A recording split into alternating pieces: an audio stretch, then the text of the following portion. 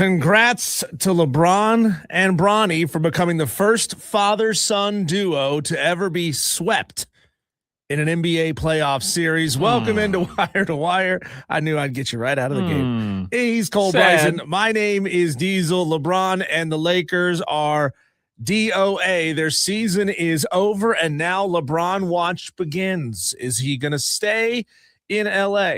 Is he going to head home to Cleveland for 1 year?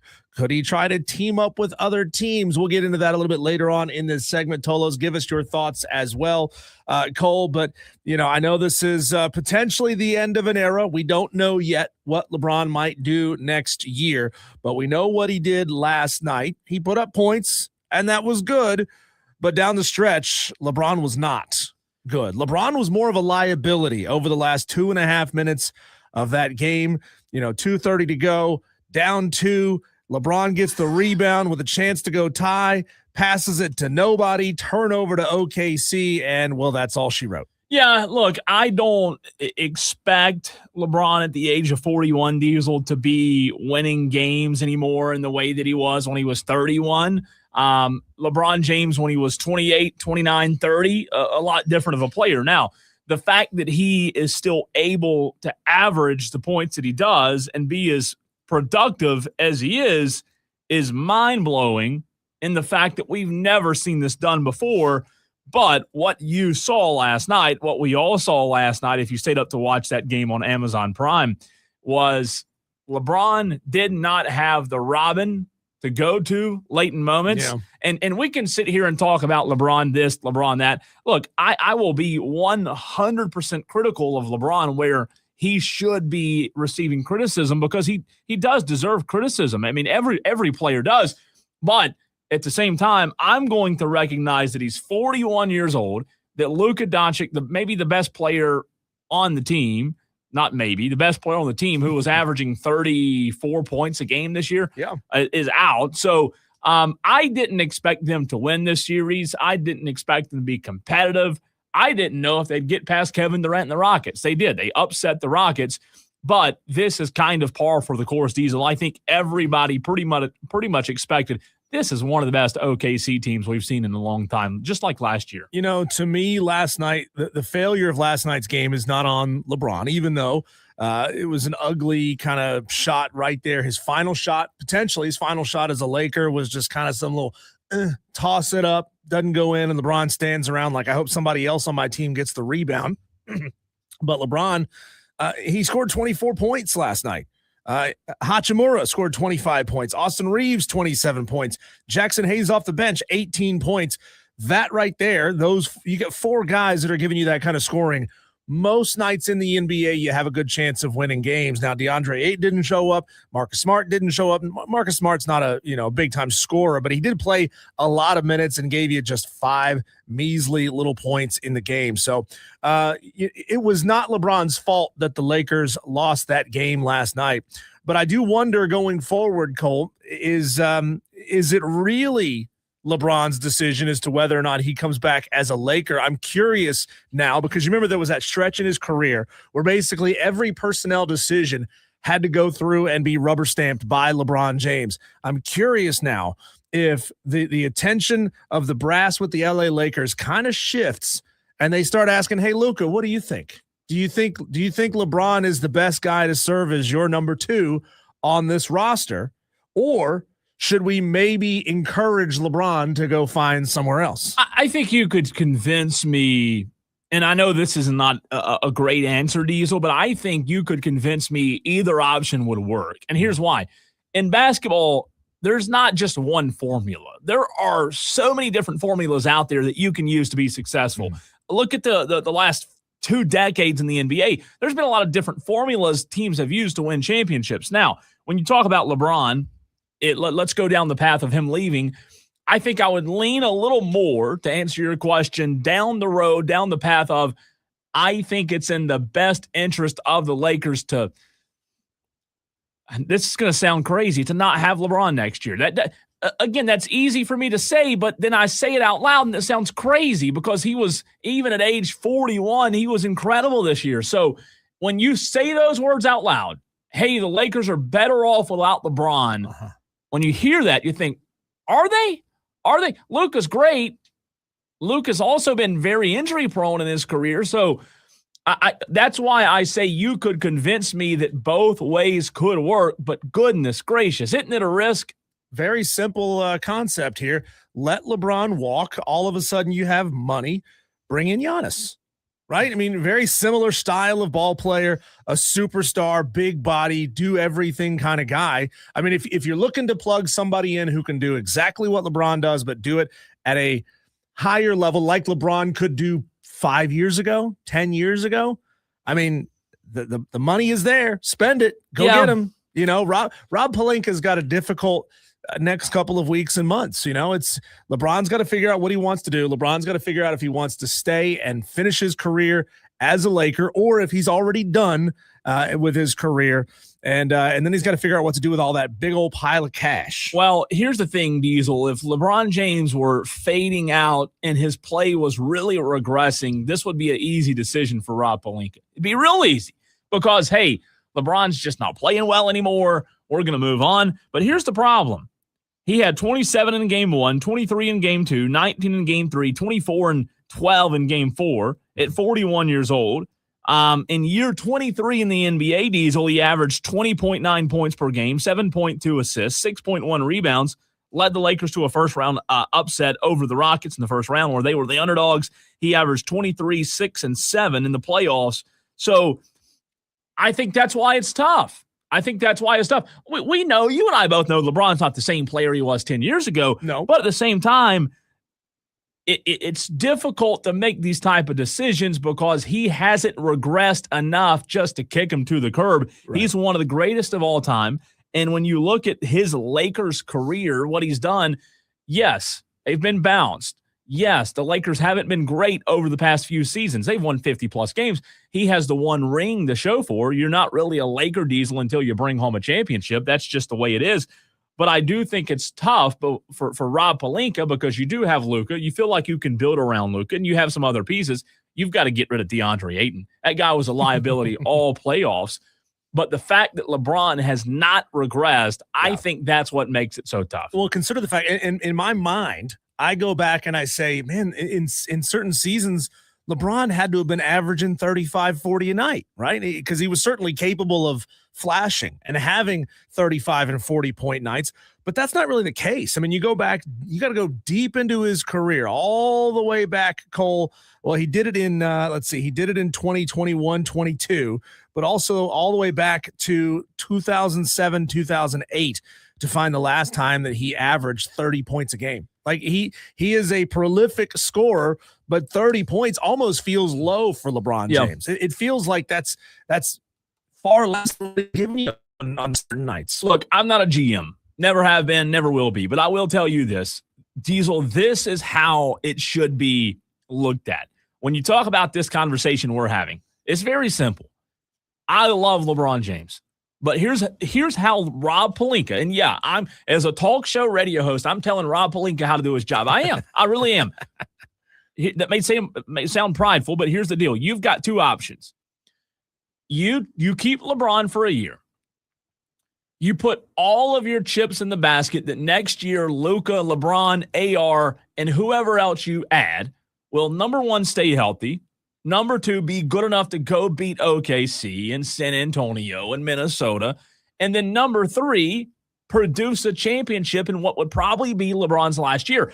So you can go option A, which is that, putting all the eggs in the basket, making one big last push. Because here's the reality. LeBron still plays Diesel at a high enough level to go win a championship. However, option two is this. Now that you've heard option one, option two is understand that you may have to sacrifice short-term, but you can gain long-term, because if you do not have LeBron James, to your point, you said a minute ago, you'll have some freed up cash. You'll have some capital. You may not be in championship contention this coming season, but I think long-term, if you're Rob Pelinka, you look at it long-term and say, hey, long-term, we've got to figure out what life looks like after LeBron, how to build a championship team around Luka Doncic. You've got option A, short-term, option B, long-term. Yeah.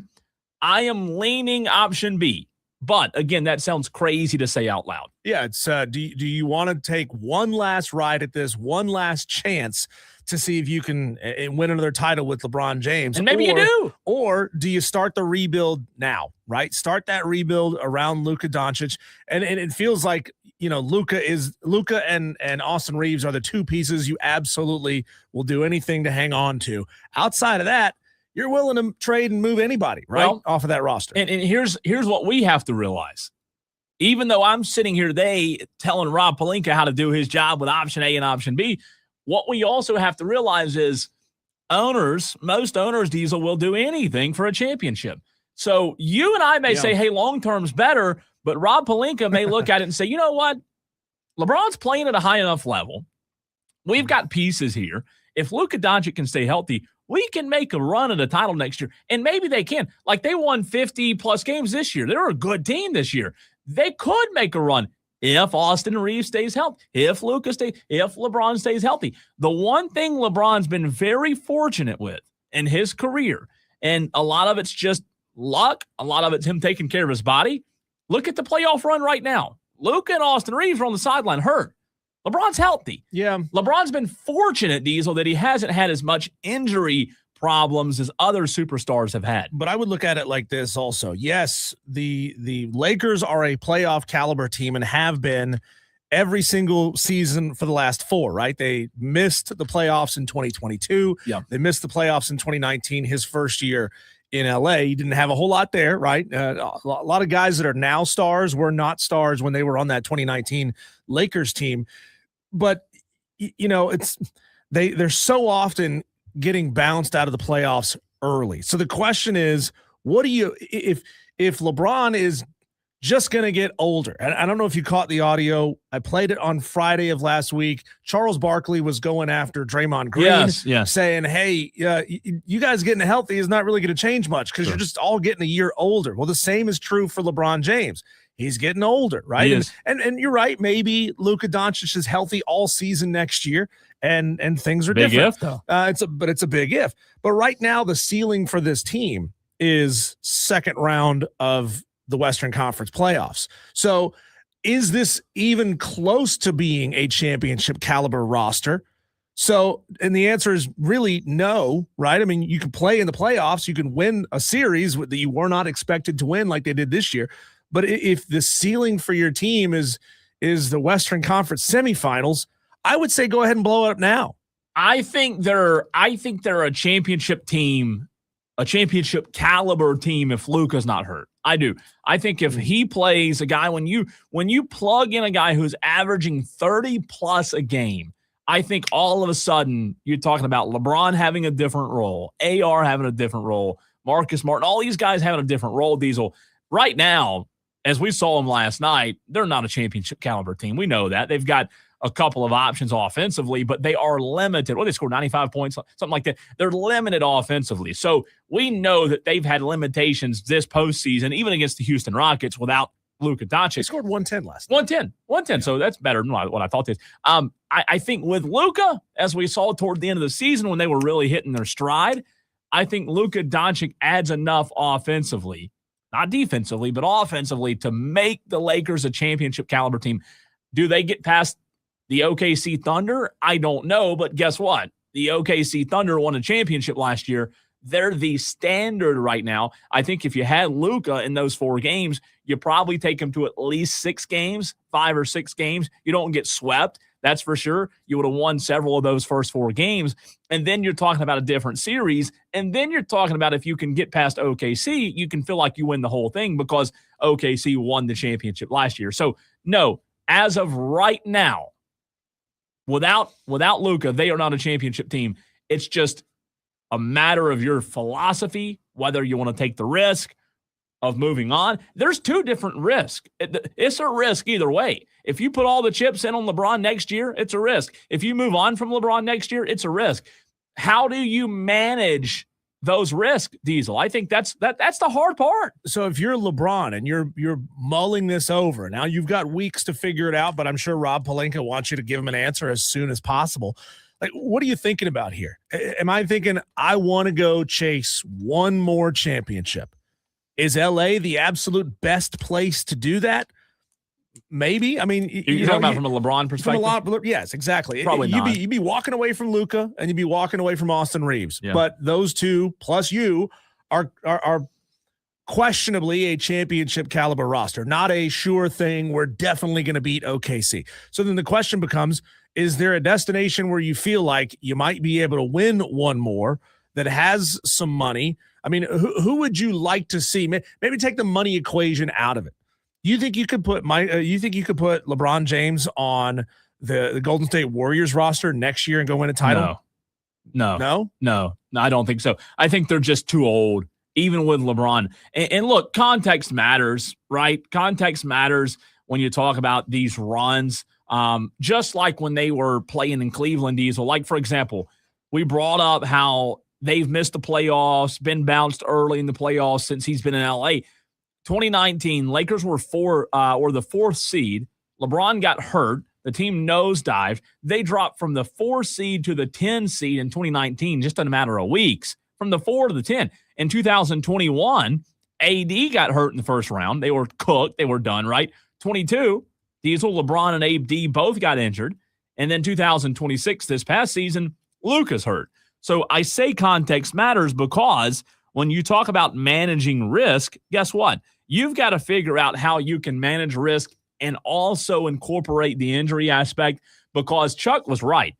You can't do anything about getting older. There's no fix. There's no cure. And Luka's not an old player, but he's had some injury problems. When you talk about managing risk, how do you manage risk to where you have more depth and you are better set up to where players – look, you can't replace Luka. I'm not saying that, but how are you better set up to where when players do get hurt, you're better off? Well, and anybody who knows anything about the human body knows that as soon as you start injuring things, it makes it easier to keep injuring things. Like a sprained or a rolled ankle is a weakened muscle group now.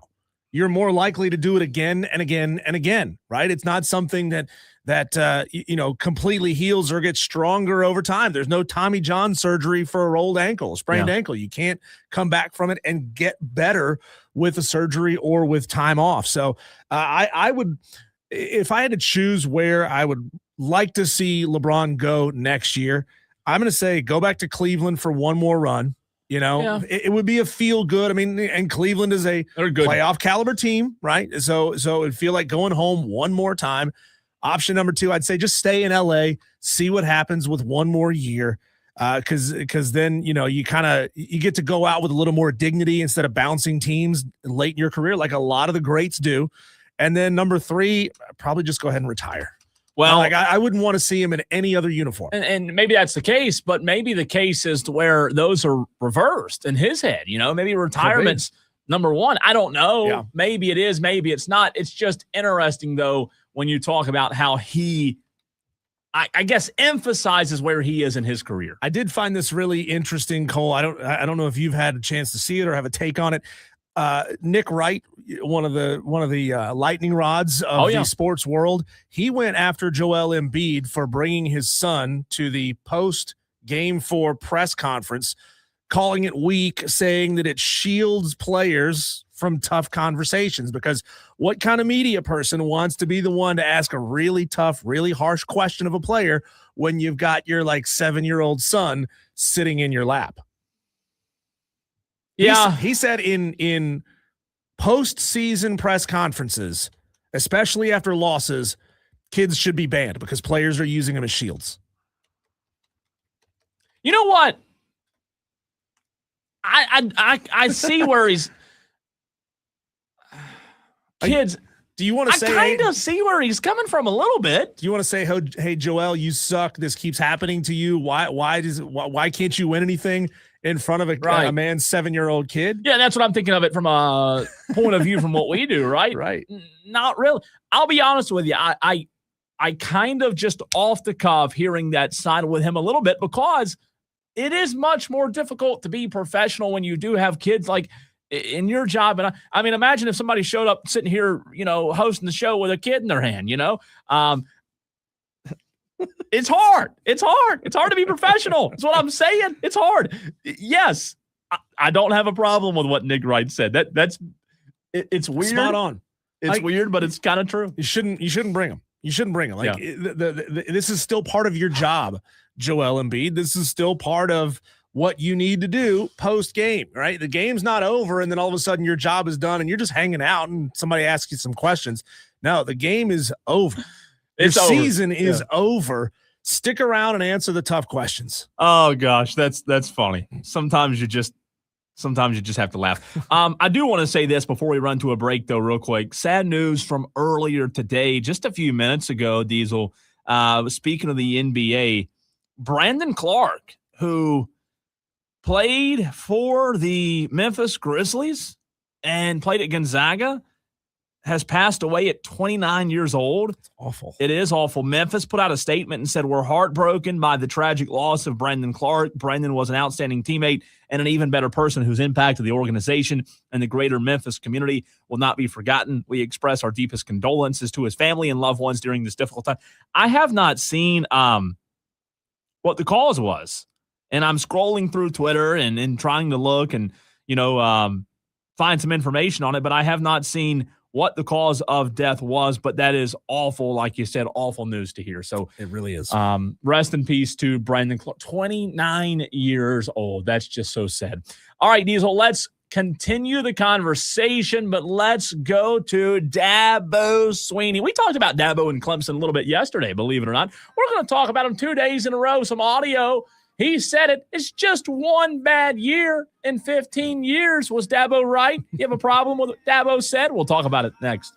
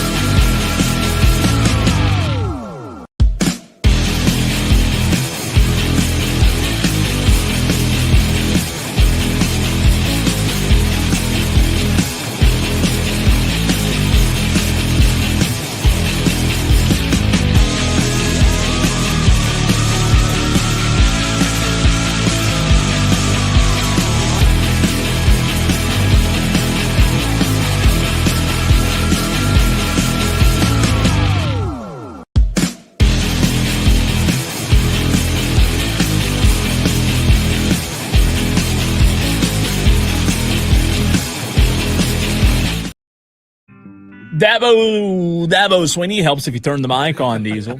I wasn't going to say anything Getting about rusty. it. Just rusty. It happens. Rusty. It's all good. Got to hit the red button to turn the mic on. That's a good lesson for today. Did you talk about Dabo last week with this audio when he did this interview? Did you talk about this already? I did. Yeah. It's pretty good audio. In case the Tolos did not catch it last week, when you were solo hosting, how do you combine those two words? Soasting? Is that what you do? Solo hosting. Solosting. Solosting. When you were solosting last week, that sounds really weird, but I kind of like it. When you were solosting, in case the Tolos out there have not caught this audio, Dabo Sweeney did an interview and talked about 2025. Not to just like sit here and harp on 2025, because we talked about it yesterday with the draft and, how I do feel like Clemson fans should be upset and not just forget about 2025. Here's that audio. We'll react. Just one bad year, says Dabo. In the close games, we didn't finish in the fourth quarter like we needed to. And to me, that's nobody's fault but mine. I mean, to me, that's where coaching has to make the difference, and I didn't make the difference. So, got to be better. So you evaluate everything. You try to get better. But it's also a small margin. I understand that too. I think perspective is important. I've had some 12-0 teams that were 4 plays from being 8-4. I always laugh at the coaches. We're 3 plays away. I was like, yeah, but what about those other 3 plays? It's a small margin. Yeah. I mean, truly. I mean, we've had some really, really good teams that were 3 plays away from 3 losses. And so I get that. I have the perspective of that too. But bottom line is, I didn't make the difference for us in the close games. I didn't make the difference for us in the fourth quarter like I need to. And so that's whether it's a decision or personnel, whether it's player, staff, that's all my responsibility. I think what he's hinting at is the hires that he made that eventually came back to cost him. That falls on him. And look, I said this yesterday. I appreciate Dabo saying that it's his fault. I appreciate the fact that you can own what happened. And again, my goal is not to sit here and harp on something for the entire offseason about how bad Clemson was last year. But I just think it's important for people to realize, especially Clemson fans in the upstate, realize this, because you're not going to get this, what I'm about to say, from other radio stations in the upstate. So I think it's good to have some honest reflection about things that you're not going to get on other radio stations. Here's what I mean, Diesel. Clemson, Dabo Sweeney's talked about it being 3 plays away, 4 plays away, 5 plays away. Is he right? Sure, he might be right. It sounds kind of you and I both joke about it all the time. But the reality is this. If you start seeing this compound, if you start seeing this continue to happen, it is very easy for someone to sit back and say, so Dabo Sweeney, Diesel, and Clemson had all this generational talent, which, by the way, Dabo gets credit for. He recruited them to Clemson. But they had all this generational talent, and you were winning. But then when you don't have generational talent, where you just said coaching makes the difference, now you're not winning. While I do credit you for getting the talent into Clemson, I think it's also a really bad reflection on the head coach if, keyword if, this continues to happen, because guess what? We all know, newsflash, good players make you a better coach, Diesel. That's a fact. However, good coaches are the difference maker, just like Dabo said in a lot of these situations. And if this continues to compound, it just looks worse on Dabo. See, everything that Dabo Sweeney said in that clip sounded like a slightly muted, slightly more self-reflective version of the same old crap that we heard from Dabo Sweeney all off season last year, or all throughout the season. We're so close. We're a few plays away. I mean, he's been saying that for years, right? This is not a brand new thing. This is boilerplate Dabo Sweeney coach speak, right? We're so close. It's just a personnel decision. Well, wait a minute, Dabo. Was it personnel decision in the moment where you didn't put the right players on the field? Was it a failure to recognize over the course of the entire offseason and all of practices leading up to those individual moments that this personnel group didn't have what it took to run the play that you expected them to play? Maybe a little bit of both. Could they just not execute what it was you wanted them to do? Or did you send in a bad play?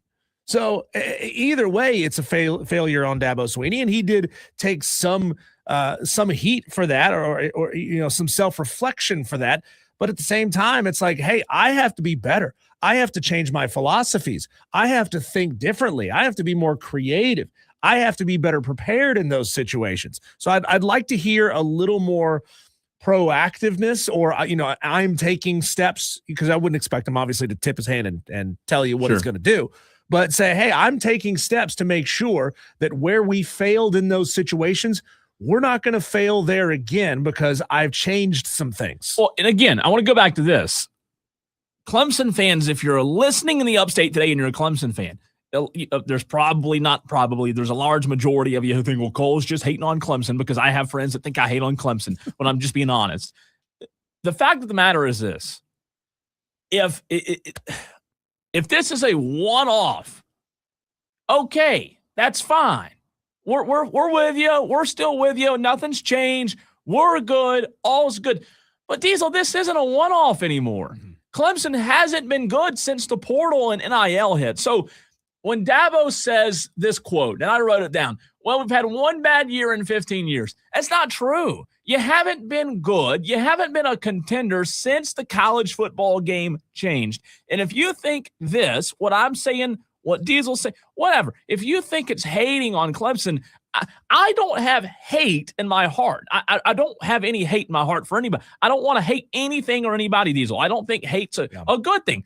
I just call it like it is. And if you are so naive that you believe every word and cling on to every freaking word that Dabo Swinney says, oh, it's been one bad year in 15 years, it's just not true. It's okay. How many times have I said it's okay as a Clemson fan to take off the glasses and just see reality for what it is? And the fact of the matter is, since NIL, since the portal, you may have won a cute little ACC championship here and there. That's great. That's fantastic. But you know in your heart of hearts, that's not your ceiling. Winning an ACC championship's not who you are. If that's all you care about, then you should be happy with Dabo. But the fact of the matter is, when he says it's only 1 out of 15, Diesel, it's simply not true. Well, add on top of all of that, I just saw this article come across my Twitter a little while ago.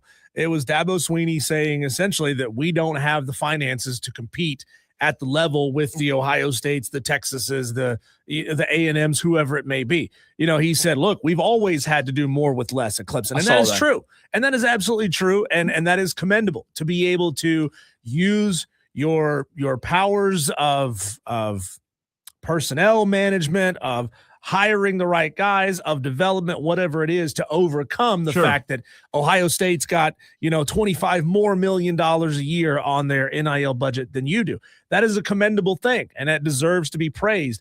But at the same time, you don't get to sort of talk out of both sides of your mouth. You can't pull the sleeves out of your pockets and say, look at us, we don't have any money, we're a poverty case, but also then say, oh, well, we're just 2 plays away from getting it done with 2 more of those plays. I mean, you could say take away all the scoring plays and we'd have 0 points all season long. I mean, it's a bogus BS statement that I think kind of deflects blame. Well, my problem is 2 years ago, he spoke to the media and said, hey, when rev share hits, we're going to have more money than anybody. And that's not me putting words in his mouth. He said it.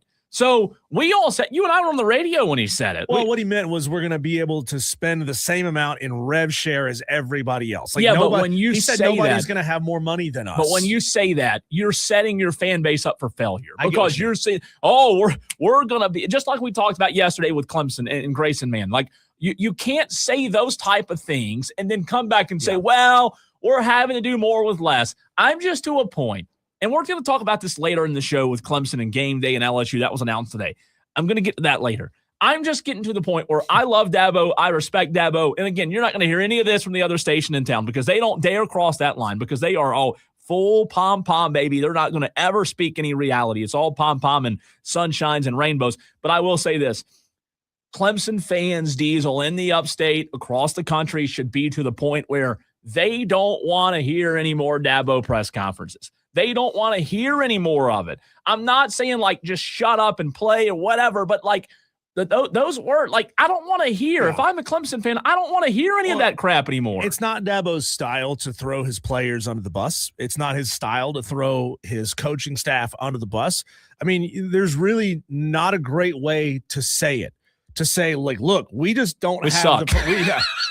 we don't have the personnel, right? I mean, because then what is that doing? That's telling every single guy on your roster this year who was there last year that they're not good enough to play and win championships. And then, of course, the media jumps a hold of it. Dabo Swinney says our players stink and we got to get better players.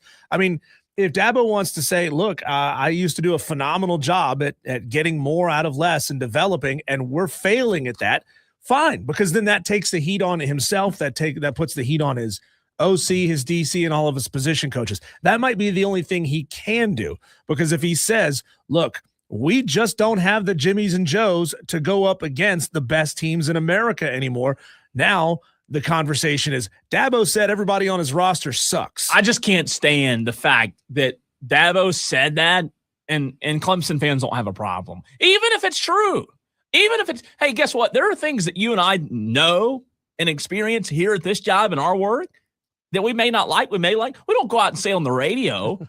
But Dabo, the fact that he said it, I just don't like it. I don't like it. And look, I'll say it a million times. I respect the guy to the nth degree. But you just sometimes I feel like he just continues to talk too much, and he just says too much, and it's just over and over. I don't want to hear about it anymore. We know last year sucked. You said it. You weren't good enough. Nobody was good enough. And he may get, again, these are never like you said a minute ago, you wish he would have said or laid out a little bit more of a plan and how he was going to fix things. Well, that's never going to happen, because I can tell you this, Clemson media is never going to ask questions about that. They're never going to press him. Not sure. He's going to fix everything. Well, they're not going to press him. Clemson media is not going to press. When you walk into a media room in Clemson, it is like, oh, the Dabo fanboy party. Nobody in that room is going to press him, ask him like, hey, they all Coach, sit there. They put their elbows on the table and their heads in their. Well, it's just. Hands, like, I'm telling you, I've been God, there. I see it. Here. I see it. It's just it's to the point now where we respect what he's done, and not every fan feels the same. I get that. Not every person feels like I feel. Not every person feels like you feel. But I just think that Clemson fans should challenge themselves and say, you know what? Since NIL and the portal hit, it's not 1 out of 15. We haven't been a contender on the national stage. And if our coach is saying, hey, we just don't have the money to contend, how does that make – are you ready to go buy those tickets to Baton Rouge in August? Oh, no. That's what I'm saying. Like, what? You just don't say things like that. But he says it, and nobody has any pushback. Nobody has a problem. If he said those things in Dallas or New York or Boston and those type media or LA, it would get pushed back so much. But it's just Clemson. Nobody's going to push back. It's just the same old, and everybody's okay with it. Hey, we talk about that in a lot of sports, though. Like, so-and-so is going to a small market. That's probably a good thing for them, because they probably wouldn't be able to stand up to the really tough national media. They would get they would get tired of it and want to move on, or they would blow up and not be able to handle it correctly. I mean, if Dabo was being really, really truthful, he would say January 13th, 2020, LSU blew the doors off of us, exposed us for everything that we don't have anymore, and we have to do everything we could possibly do to get back to the level where we could go and beat a team like that. We don't have that right now. We're building towards that right now. This is the guy that we think this guy, and this guy have the ability to take us to another level beyond where we are right now, but we still have work to do. And that to me, it means they've got to figure out how to get more money and go out and pay for better star players. That's the only thing they can do. Otherwise, they're just going to keep kind of riding that old shucks mentality. And doesn't it feel good to go out and win 8 games a year, 9 games a year? We were in contention this year. We'll get them next year. If you need something to cheer you up on this Tuesday, Cocky for a Reason just tweeted the show at the Fan Upstate, at Nicole Bryson, at Diesel on Radio. He's at Ocean Lakes on vacation, evidently. And he has gotten 2 magnets with puppy paws. They're really cute and nice. Aww. One says, I love Cole. The other says, I love Diesel. And it says, Ocean Lakes Family Campground at the bottom.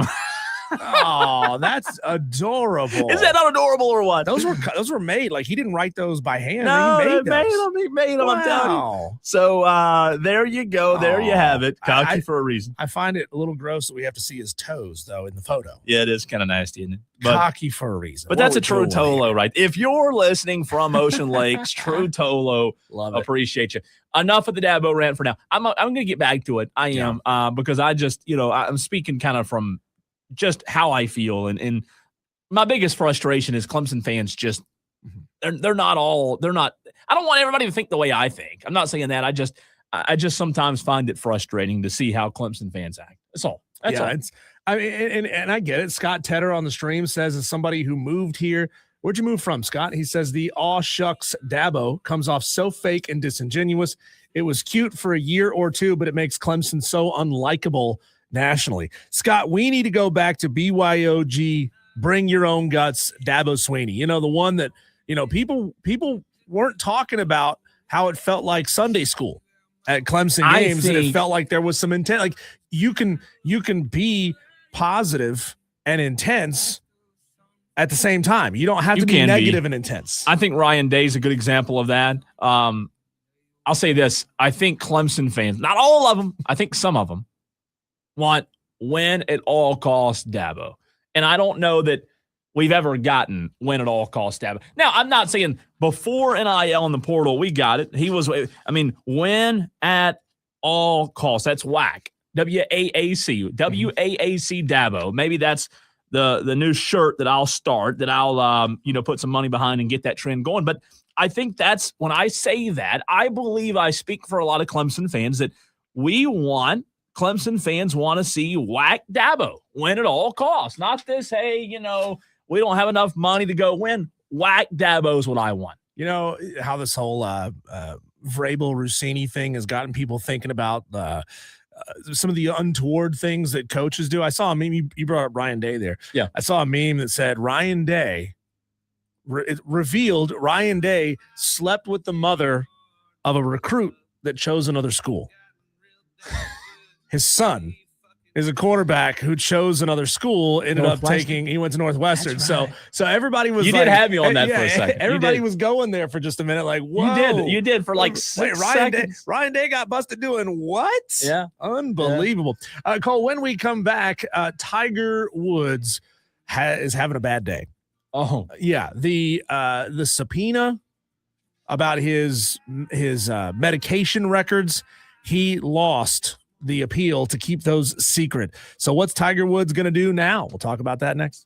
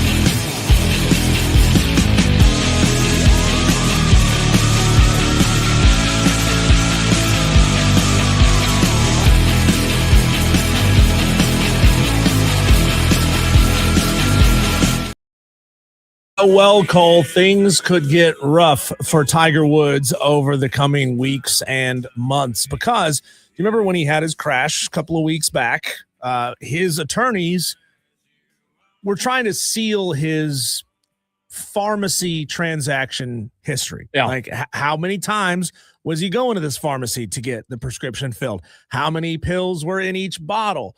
How often was he actually taking them? All these things are, in my mind, incredibly relevant when you're talking about somebody who was suspected of driving under the influence of something when he was in, what is this now, his second car crash, third car crash? That we know of. At least the second one that we know he flipped a car over in. Yeah. Like, this is one of those, I maybe I just don't understand the legal system, or I don't understand how it works for really rich and famous people, Cole, but this seems like incredibly relevant information that his attorneys were trying to keep out of the court records, right? It does, but it goes back to what you just said. Unfortunately, it all depends on who you are, how much money you have, right? What your net worth is.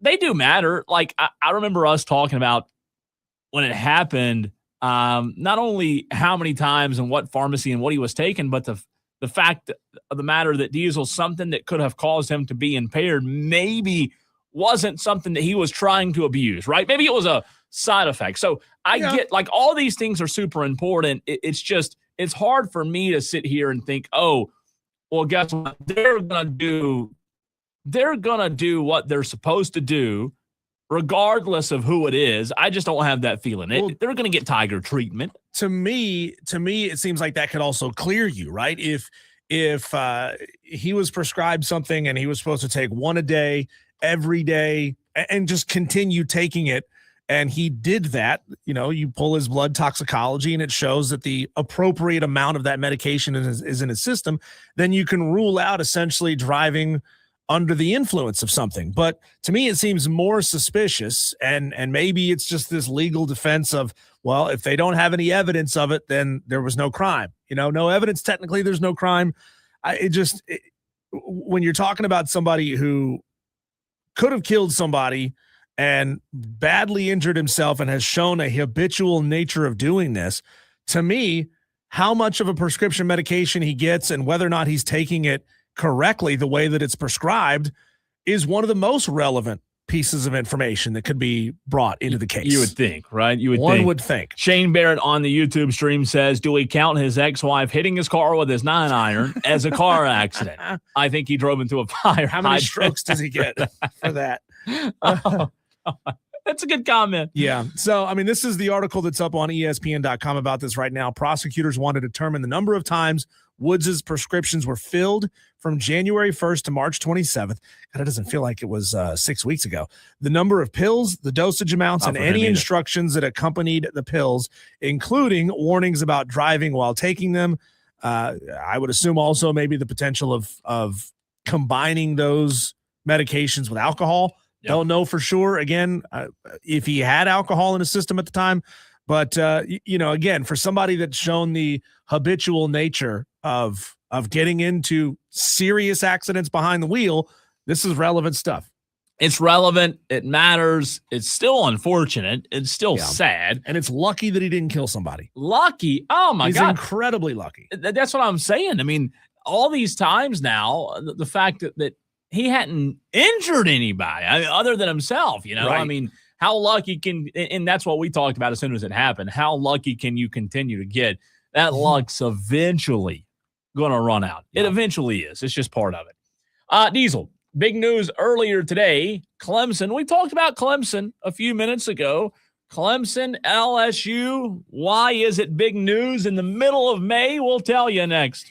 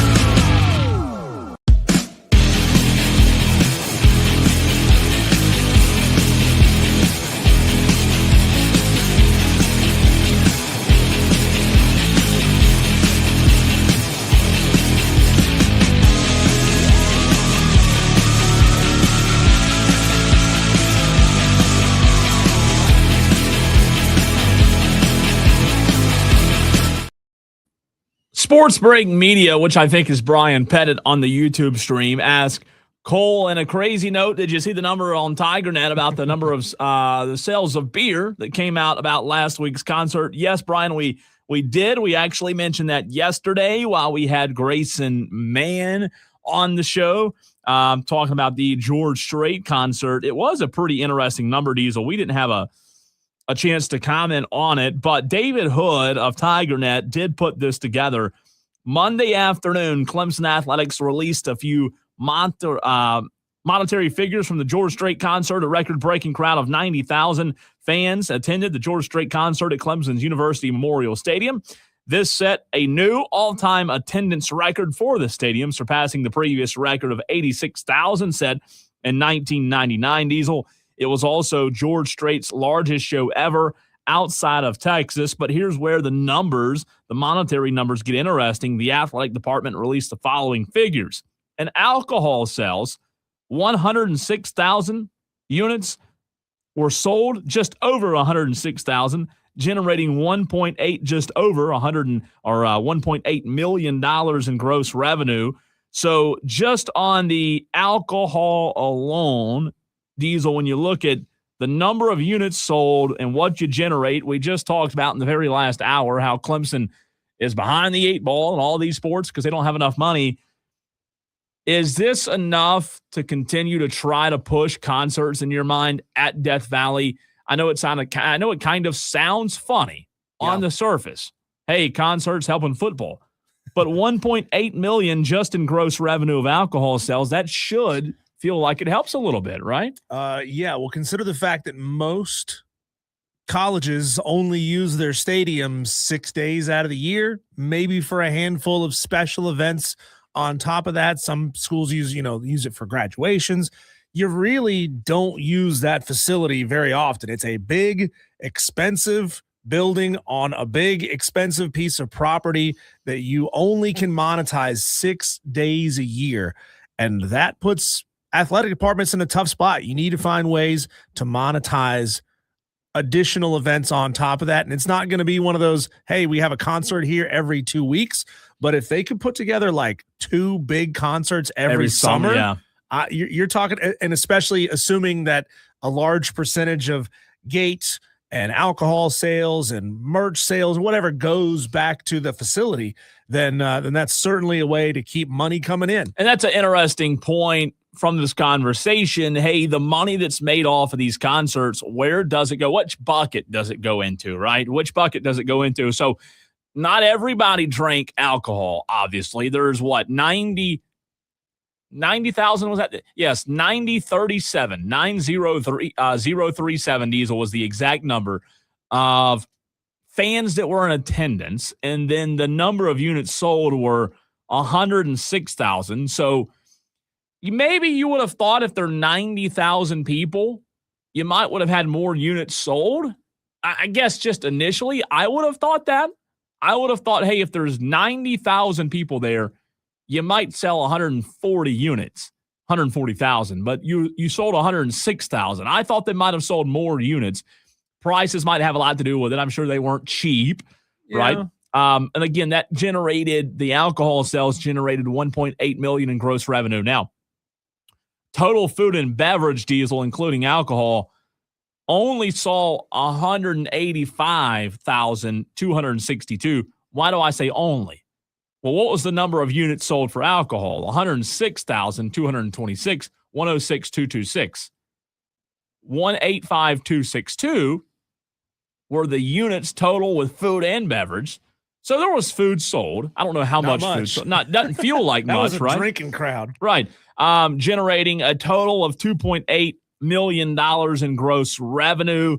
For comparison, Diesel, Clemson generated 1.8 in gross revenue over 7 home games at Memorial Stadium. So here's where it gets interesting. Ready? Alcohol by itself generated $1.8 million from the George Strait concert. Food and beverage together, we're talking about gross numbers here, right? Generated $2.8 million. So, Diesel, when I say those are the concert numbers, and then I say for comparison, Clemson generated $1.8 million in gross revenue over 7 home games this past season.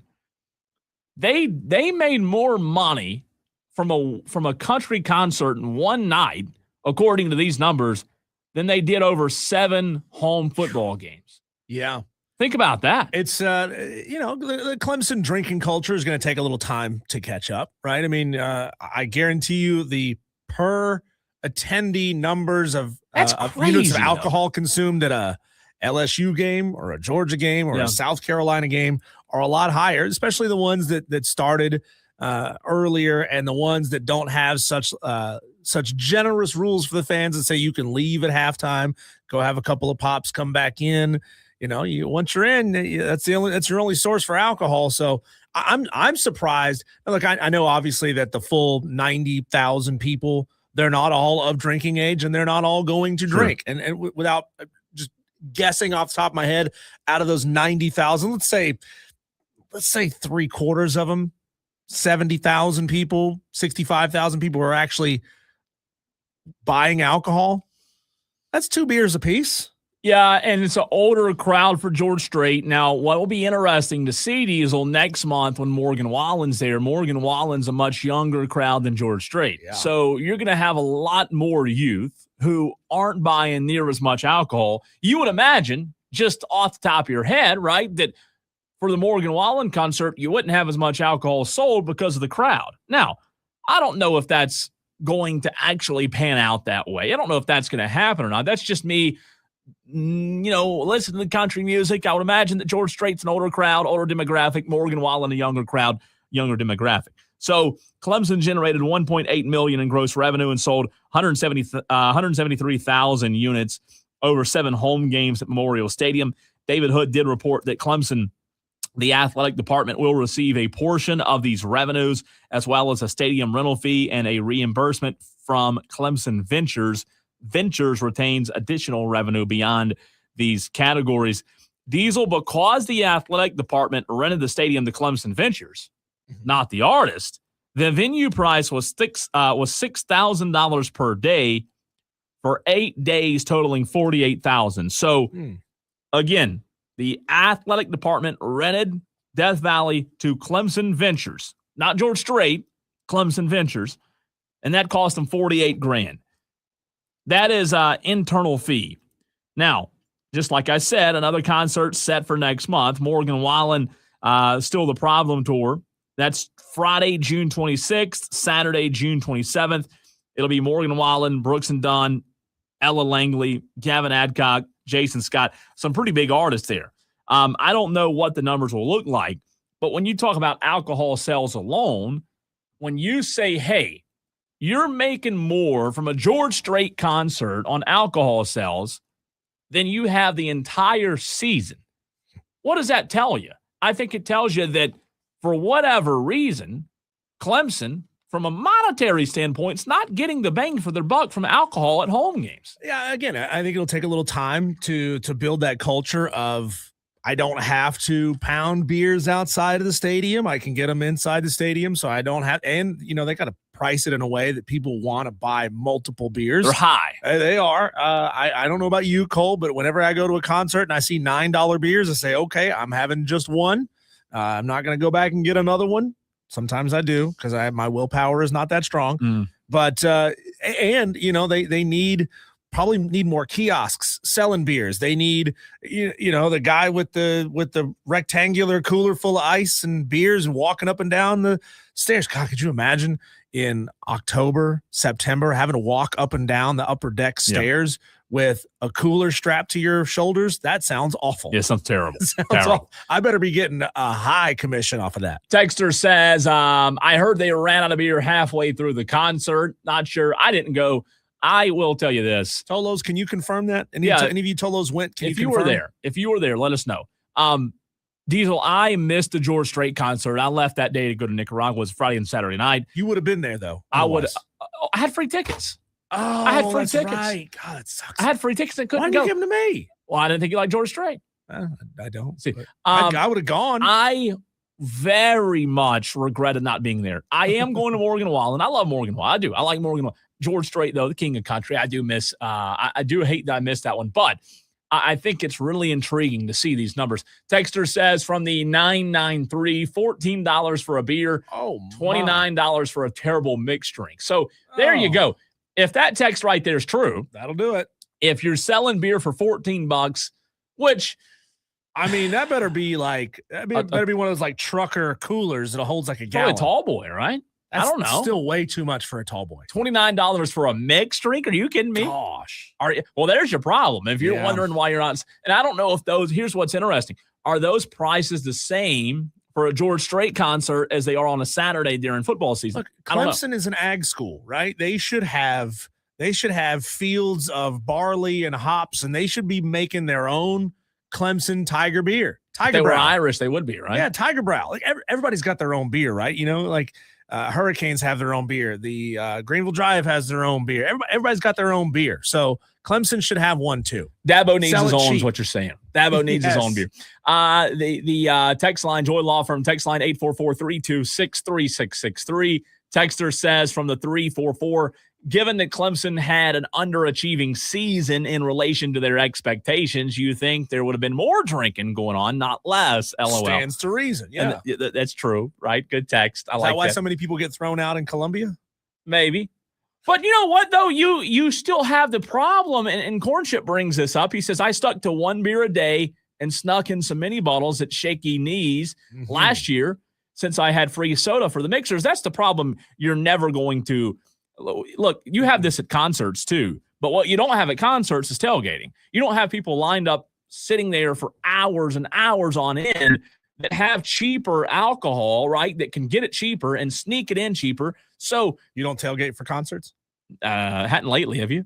Yeah, all the time. I haven't lately. All the time. If I'm going like all the way up to Charlotte to PNC Music Pavilion, I always tailgate. It's just high. It's just like I think you would see. Now, it would take like Chat GPT and an ultra mathematician to figure this out.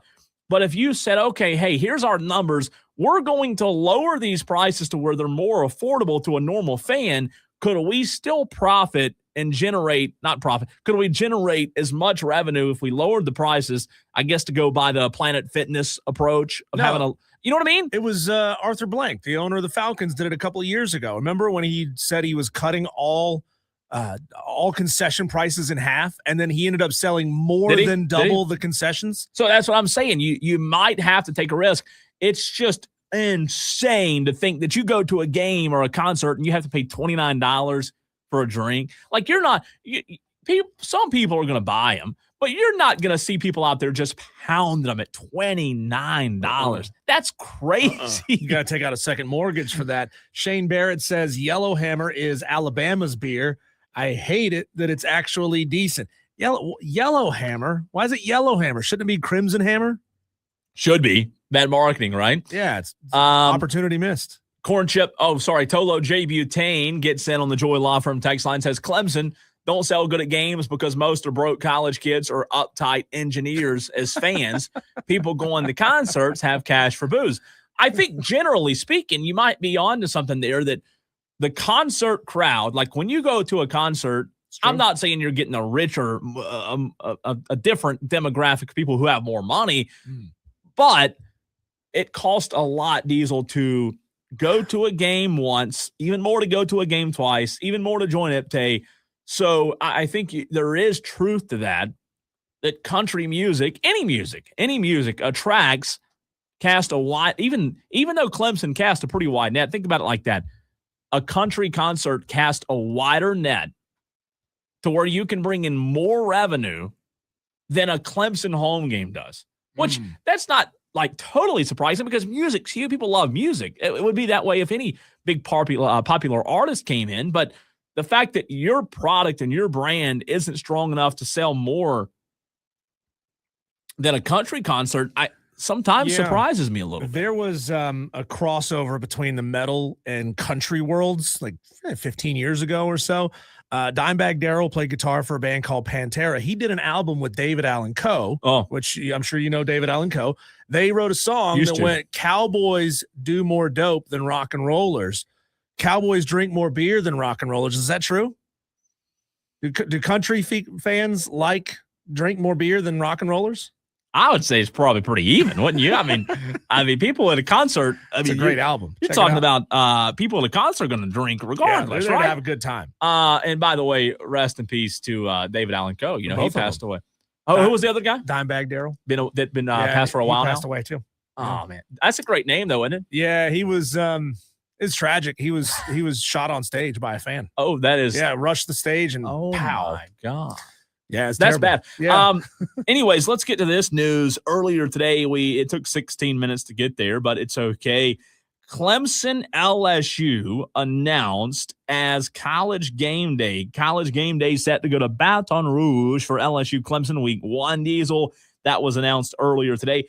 Not a big surprise. You have Ohio State, Texas, but they had game day last year. Remember, it was that Ohio State last year? Yes. And it was Lee Corso's last hurrah, right? The battle of the payrolls, really. Yeah. So now, no surprise, you're going right back and you're getting Clemson LSU. I do have one thing to say about that. It's great that it's game day. It's great that Clemson is a part of game day because you have to have two good teams playing to get game day. You can't just have one. They don't go to LSU versus McNeese or, that team down south that doesn't have any money. In the same state or up north, I guess, in the same state. What was that team that said last year they had the worst? It was a Louisiana school. Was it Louisiana Lafayette or UL Monroe? UL Monroe has the lowest budget in all of FBS. So they don't go to UL Monroe versus LSU. So kudos to Clemson for being in a game that got game day. But I will say one last thought on Clemson before we run to a break.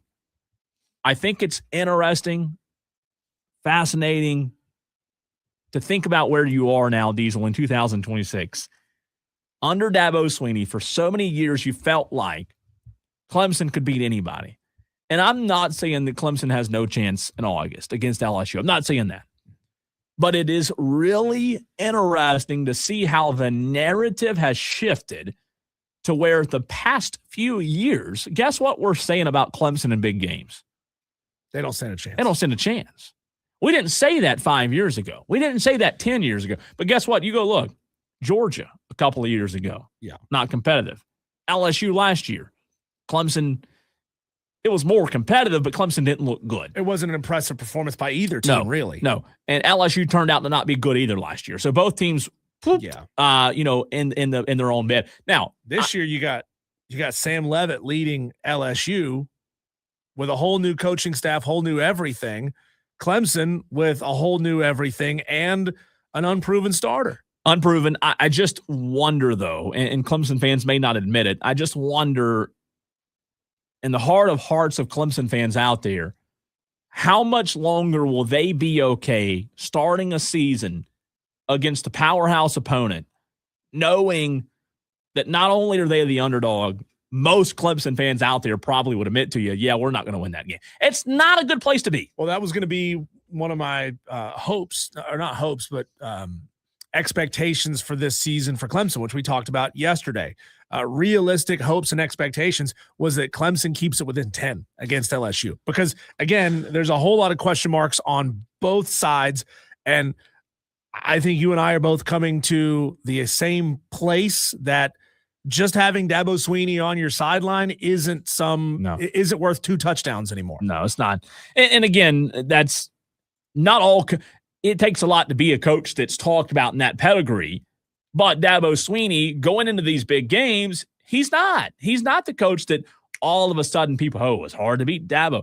Times have changed, and I just wonder, I'm curious to know how long Clemson fans are going to be okay, knowing that, hey, when you go into a big game against a good opponent, you're still the underdog. It's back to the old days, but can you continue? Can you do what Dabo was famous for and flip the script, or does the script, the way it's currently constructed, continue to play out? Tolos, our next guest, is chasing another national title as their postseason is getting underway. Ooh. Let's talk with Landon Powell, the head baseball coach at North Greenville, heading into the D2 Southeast Regional this weekend. Landon, next.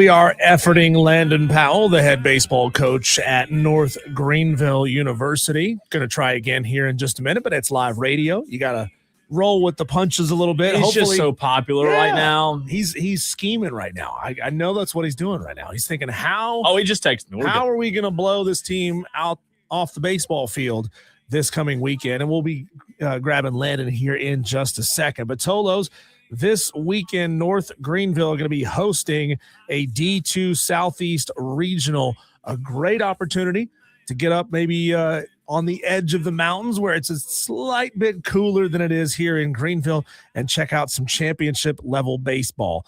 Again, there we go. We got Landon Powell on the phone. Coach, welcome into the show. We said you were probably busy scheming, figuring out how you're going to score 25 runs on these jabronis this weekend. How are you, sir?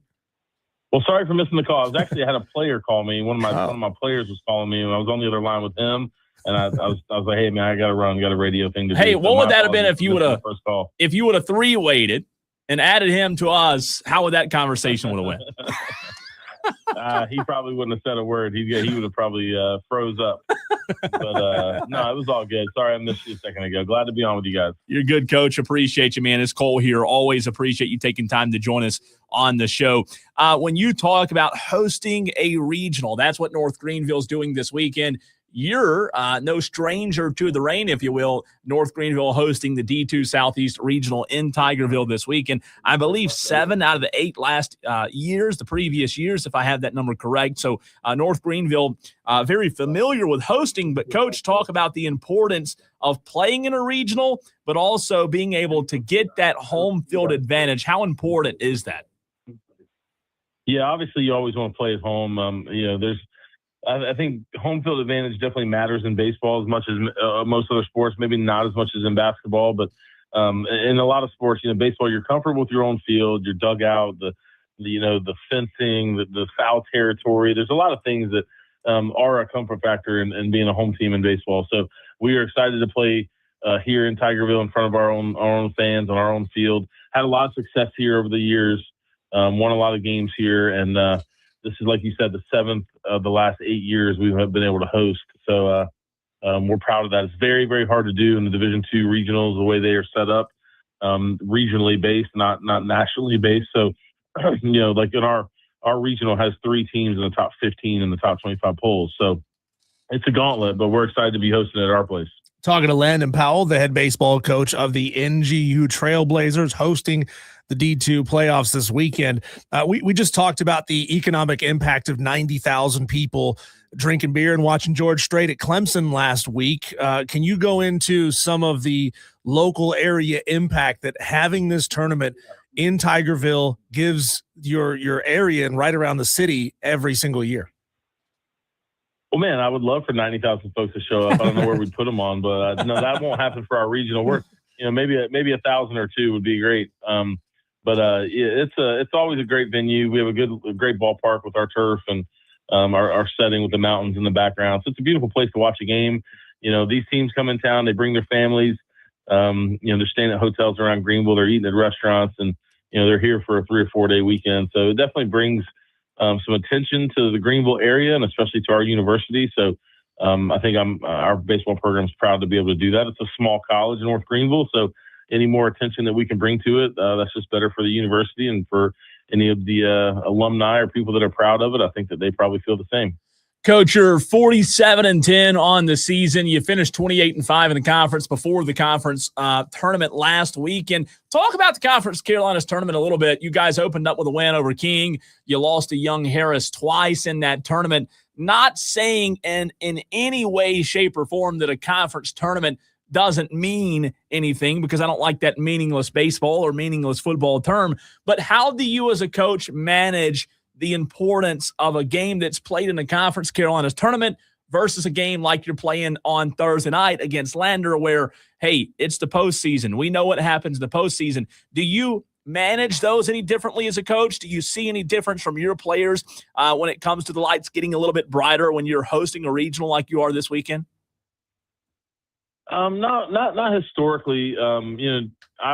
We want to win that tournament every time we go to it, and we were fortunate to do that 4 or 5 years in a row, I think it was. So We've won it, I think, 5 or 6 times here over the last 10 or 11 years. So we want to win that tournament. We go there with a regional type mentality that, we're fighting for our lives. We lose a game, we're backs against the wall. We got to come out and figure out a way to win it. So we've had a lot of success in the tournament over the years, but haven't won it the last 3 years. So I really wanted to win it this year, and it was we had a good run and ran out of gas in the championship game, but would have loved to win it. Went 5-2 in the tournament. Won 4 games in a row after winning the first one and losing the second. We had to fight the losers bracket. Won a doubleheader Saturday, doubleheader Sunday. So a lot of baseball for my guys to play that many games in a short period of time. I think it was 7 games in less than 5 days. So, but no, that format it tests you. It tests the depth of your team. You're gonna have to play some bench guys. You're gonna have to catch backup catchers. You're gonna have to throw some bullpen guys that haven't had many innings in the year. So I feel like we are built for that. So that was we are a tournament type team. Regional, happens a little quicker, and it's not as many days, but it's still a lot of baseball. And we feel like we have a good team built for a series like that. We're hard to beat in a series, and over the last couple of years, we haven't lost a lot of series. So, we know this is do or die baseball. That's what we practice for and work for all year long. Luckily, we've been fortunate in our program to have a lot of success in recent years. So when we're practicing throughout the fall and throughout the spring, we're talking about goals and things we want to accomplish. And this regional is one of those goals. And, we want to host it, we want to win it, and move on to a super regional. So we put ourselves in a position to do that and to host. And now it's just about going out and playing good baseball and seeing how the ball bounces.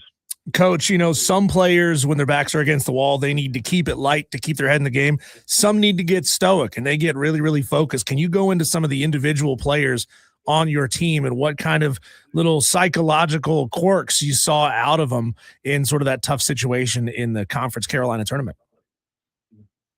Well, we had some, our hitters have done well all year long. We've swung it well. We've hit a lot of home runs. We've scored plenty of runs. I'm proud of our offense. We had in that conference tournament, you're going to run into some really good arms throughout that tournament. There's a lot of great pitching in our league. So, we had some good offensive games. I think we scored 10 or more runs in 3 or 4 of the 7 games. So that's always a good thing. And we ran into a couple buzzsaws. We had to win a game. I think it was 1-1 late or 2-1 late.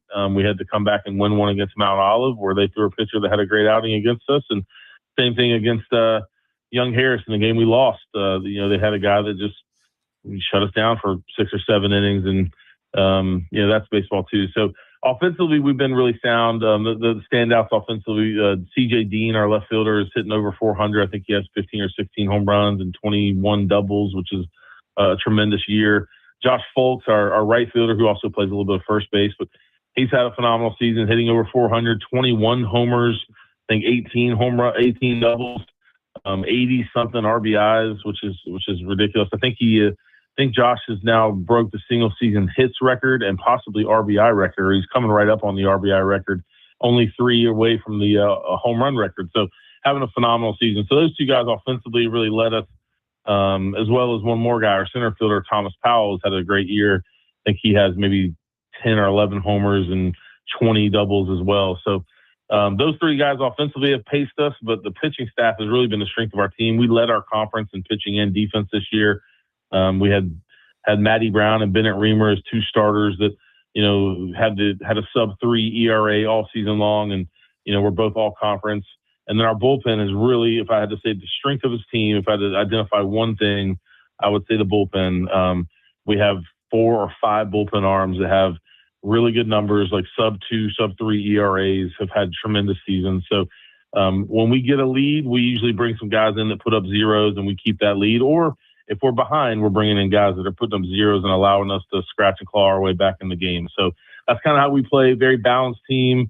We can blow you out, but we also can win a 1 or 2 run game. So we'll see if we can keep that magic going here in the regional. Talking to Landon Powell, head baseball coach at North Greenville. Coach, you've seen a lot of regular season play. You've also seen a lot of postseason play over the past decade at North Greenville. What would you say is the biggest difference in the arms or the offense, whatever you want to point to, the biggest difference in the competition? Because you play in a good conference already, but from what you've seen in the past, the biggest difference between the regular season and then when you get to regional play, you would say is what? Well, I think the pitchers or coaches are going to ride their good arms, their best pitching. They're going to ride those guys a little bit more in the postseason. So you're not going to see as many maybe below average arms or bullpen guys that come in that aren't great. You're going to face really good arms. So they're going to throw starters 100 to 120 pitches, and that guy's going to give them every shot he can to keep them in the game. And then they're going to throw their best one or two bullpen arms, and they're going to throw those guys multiple times. So you get to a regional, you're playing all your games in a 3-day period. It's kind of no holds bar at that point. You're not holding anything back, and you're throwing your best arm. So that would be the biggest difference. I think in the regular season, you're pacing yourself throughout the year. So you're maybe throwing some arms and spreading some innings out. In the regional, you're not. You're going with your aces all the way through. Talking to Landon Powell, the head baseball coach for the North Greenville Trailblazers. Coach, help me out because I genuinely don't know how this works. Does the regional format of the Division II tournament, where you're likely to face some of the similar teams every single year, or at least who is better in your region, does it give you the ability to go and do a little extra scouting on them throughout the season? Is that a big no-no, or is it just tough to pull off with smaller staffs at this level? Well, I mean, to be honest with you, you just get familiar with teams because you're playing teams mostly in your region. With us, Division II's budgets are not the same as Division I, so we're not paying a bunch of money to travel all over the country. Or, we're pretty much staying North Carolina, South Carolina, Virginia, Georgia. We did start our season in Houston at the Astros Stadium, which was a big trip for us. But we're fortunate to be able to do that. We raised a lot of money to make those things happen. But over all across Division II baseball, it's pretty typical. You're just playing teams in driving distance, so you get familiar with the same teams. There's only so many teams to play in your region, and you play them over and over.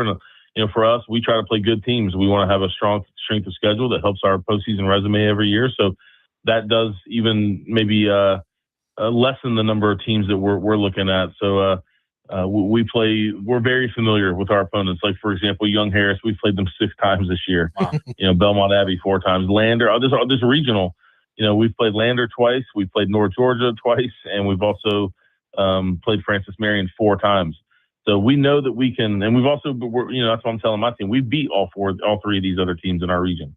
So as a team, to know that you're in a regional where you beat all 3 of the other teams, give you confidence that, hey, you're capable of coming in here and winning this thing. So that's a good feeling. But yeah, I wish they would change the Division II regionals to the way they do the postseason. It's very difficult regionally. Like, we're in an advantage. We have great baseball here in the Southeast, but we only get 7 or 8 teams in the regional every year in this region, whereas the Northeast and the Northwest, the Midwest, all those regions that maybe aren't as strong in baseball, they're getting the same number of teams in the postseason. And, there are teams that are getting in the regionals up in Minnesota that maybe only won 30 games this year. And then there's a school in our region like Lenore Ryan who was 37-12 or something like that and had a great season. They didn't get in. Lenore Ryan was ranked in the top 20 in the national polls all year long and didn't get into a regional. Whereas there are teams in other regionals across the country who have never been ranked in the top 25 the last 5 years that are getting in regionals. So it's a little bit of a flawed system, but it's done that way because of budgets and money. And I don't think that my one voice will be the one that changes it. So I'm just, playing with the system. And North Greenville, we keep getting in every year. We've had a regional 8 years in a row, and we want to keep doing that. Coach, you mentioned the familiarity with Lander, the number 25-6. I know you may not want to hear that, but that's how North Greenville has played against Lander, outscored Lander 25-6 in the 2 meetings this year. As a coach, you just mentioned that you've told your team, hey, we've already beat all 3 of these other teams. How does your messaging change as you go against Lander on Thursday night at 6:00 for the 3rd time this season? How does your messaging change knowing that, hey, postseason, none of that stuff that you did in the regular season matters anymore? Yeah, I mean, I probably won't tell them that. I mean, I'll tell them, hey, the stuff that did happen in the regular season does matter. And so don't forget who you are. Gotcha. Don't forget you're one of the best teams in the country. You're ranked 1st or 2nd in all the polls. You've dominated this region pretty much from start to end. Been ranked number 1 along the way in the region the whole season. So don't forget those things. That should give you confidence to know that you're a capable team, that you have all the tools and the pieces you need to be successful. And now just go out and have fun and play the game you love that you've been playing since you were 5. Fly around the field and make some magic happen. You got nothing to lose. you'd rather be us than the underdog. That's the way I look at it. I mean, you'd rather have the firepower. You'd rather have the best pitching and the best hitting, and just go out and be able to have fun and play your game. So that's what we're going with, and we'll see if we can do it. Coach, I know you're probably going to tell me that graphics on Twitter are completely meaningless, but this is an incredible graphic that NGU Baseball put up the other day, that North Greenville has 381 wins over the last 9 years, and it's outpacing so many of the big, proud programs at the Division I level. Again, a graphic doesn't mean anything. Baseball on the field is what matters, but how much pride do you get when you see something like that come across your Twitter feed? Yeah, for sure. I mean, obviously that's something we should be proud of. It's hard to win baseball games in college, and especially in our region with the competition around here. But also, Cole, you know very well, at a school like North Greenville, it's even more difficult. This place is not busting at the seams with financial support, and there aren't kids, I don't think, that are playing little league or middle school that are dreaming of playing their college baseball at North Greenville. So this is a place that we have to recruit our players and convince them of how good our program is and what they can accomplish here. And it's not like in Clemson or South Carolina where these kids have been dying to go to that school since they were in diapers. So it's a different place to try to recruit and build a great program, and we've been fortunate enough to do that. And like you said, we're leading the country in wins. All NCAA baseball in the last 9 years, there's nobody that has more wins than North Greenville University. And over the last 5 years, I think it's only Tennessee that has more wins, and that's because they play 6 more games a year in regular season than we do. So they have 30 more games played than us in those last 5 years. So we're proud of the fact that we win. The point of playing sports is to win. I'm not here for participation trophies. We do want to graduate our athletes and launch men into the world to impact society. And this is a perfect school to do that. But I'm a baseball coach, and as a baseball coach, my job is to win. And so we want our players to come here and be able to experience winning and to know what it means and feels like to win, so that they want to do that in their life once they are done playing the game. So the fact that we're doing that more than anybody else, we're proud of it, and we don't want it to change. Well, Coach, you're very humble. I will push back a little bit and say now kids are starting to grow up wanting to go to North Greenville, in large part due to you and your success. You were at North Greenville my freshman year, so obviously you're right. I've seen the railroad ties and what it was like before you got there, and the 8 wins before you got there as well. And I'm proud to say that I've witnessed it from the ground up with what you've done. Excited for this weekend, Coach. I'll be there cheering you guys on. As always, we appreciate your time, and let's go win some ball games this weekend. I appreciate that, Cole. Thanks for having me on, and look forward to seeing you guys up here in Tigerville. Let's go NGU. North Greenville's head baseball coach, Landon Powell. You heard him right here on the Fan Upstate, literally, Diesel. That's if you go see their stadium now, you wouldn't know it because the stadium's nice. They've got all turf. But when I was there my freshman year, they had railroad ties as the stands. Yep. And he's humble. He coaches, and he's not gonna toot his own horn a lot, but that doesn't happen. What you've seen over the past 12 years doesn't happen without Landon Powell. There should be an apparatus to get better teams into distant regionals, right? Let's say there's a team that should qualify for a regional. He mentioned Lenoir-Rhyne. That's my hometown team, by the way. Yeah. I grew up riding my bike to their campus all the time, going to games at Lenoir-Rhyne. They should be able to kick somebody out of their local regional, there should be some sort of standard to achieve that. But you want the best teams in there, and I'm sure those guys would rather travel than be sitting at home right now. Sure. And, even though the expense is sometimes difficult for colleges to pull that off, they'd rather be playing postseason baseball. So there should be an apparatus to move them into a regional besides their own, the closest one, if the opportunity arises. It's a big deal, though, man, even at the Division II level, to host a regional and to think that North Greenville's done it so many times now in recent years, in the past 8 years. It's mind-blowing to hear that number, 7 of 8. But when you win, and you win consistently, and you win 40-plus games, what are they, 40-plus already this season, with still hopefully many more to come, that's what happens. So excited for that. Up here in Greenville County, if you Tolos are looking for some good baseball to watch, I'm talking high-level baseball this weekend, starting on Thursday, North Greenville starts on Thursday. They play Thursday night at 6 o'clock against Lander, a team they've played twice already this year. If you want to see some good high-level baseball, you don't have to drive far. Thursday, Friday, temperatures are going to be nice. Saturday, getting a little bit warmer here in Greenville, but, you go up there a little bit, you might cool off a couple degrees and feel really nice. I'll be there. So I'm excited, and it's a good environment. And like I said, you'll see some high-level competition as well. Diesel, it's time to hit our headlines, our daily wires next.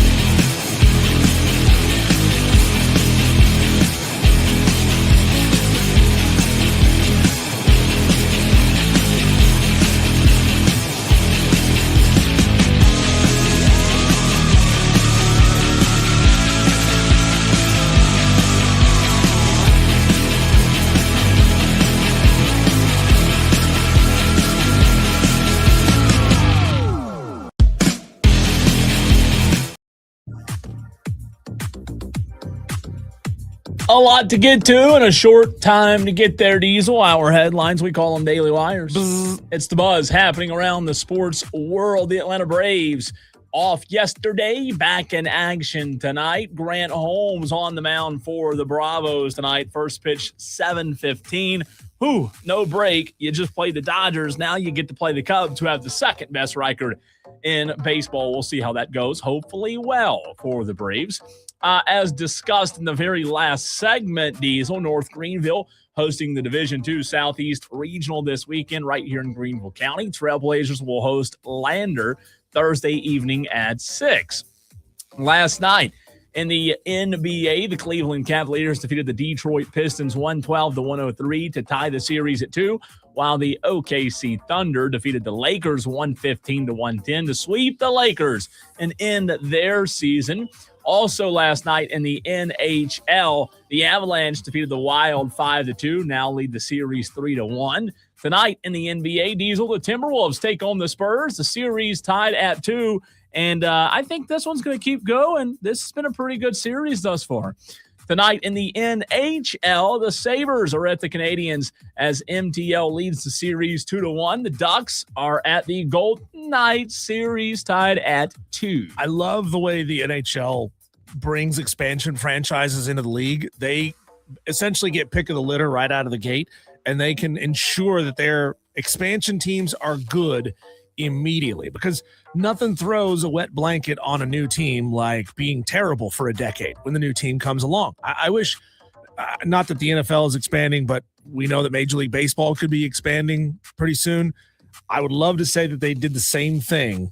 You know, imagine being able to say, hey, guess what? We'll pluck this star player off of your team, bring him to Charlotte. We'll take Mike Trout. We'll bring him to Charlotte, make him our centerpiece. Yeah, it'd be interesting. It would be. The Buffalo Bills will play their first regular season game, Diesel, at their brand new home, the newly constructed Highmark Stadium, week 2, hosting the Detroit Lions. It was announced yesterday. The contest will mark the season opener for Prime Video's Thursday night football packages of games. Missouri Tiger running back Ahmad Hardy, first-team All-SEC, was shot at a concert in Mississippi early Sunday morning is in stable condition, thankfully, following surgery. The school announced that on Monday. You mentioned this earlier in the show. Ryan Day's son, R.J. Day, class of 2027, 205-pound passer from Columbus, Ohio, 3-year starter at Ohio State's Francis DeSales High School. Diesel, he owns multiple records. He announced his commitment to not Ohio State. Northwestern. Oh, I mean, yeah, go get a Northwestern education. That's great, but maybe a little awkward if they have to face each other across the field. Same conference. Do Northwestern and Ohio State play each other? I'm sure they. I wouldn't say sure, but I would say I'm pretty sure they don't play everybody in the conference, but you would think so, right? Let's see. I'm going to pull it up right now. Purdue, by the way, football. He also got offered by Purdue, Syracuse, Cincinnati, and South Florida. They do play this year, November 14th at Ohio State. How about that? Last one for you. Miami Hurricanes coach Mario Cristobal flipped the longest tenured member of Georgia's 2027 recruiting class on Saturday with a commitment from 4-star cornerback Dante Wright, number 30 in the South Carolina Next 300. The 6'1", 175-pound recruit from California's Long Beach High School is ESPN's 5th-ranked cornerback prospect in the 2027 cycle and lands as the top-ranked defender in Miami's incoming class. So how about Cristobal flipping the table down in Miami? They got money down in Miami. When we come back, Cole, let's take a look at the storylines surrounding the upcoming PGA Championship, the second major of the season. Rory, Scotty, who's the favorite to get it done, and some other great things that are happening around golf. Next.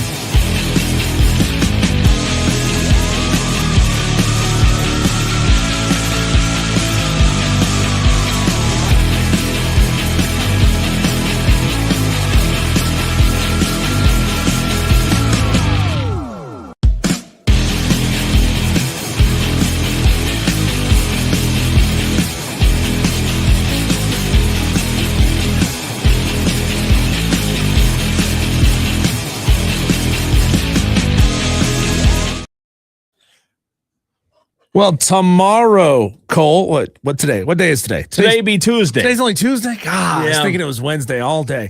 2 days from now, things officially get underway at Aronimink Golf Club with the second major of the 2026 tour season. A lot to get into here in this segment, Cole.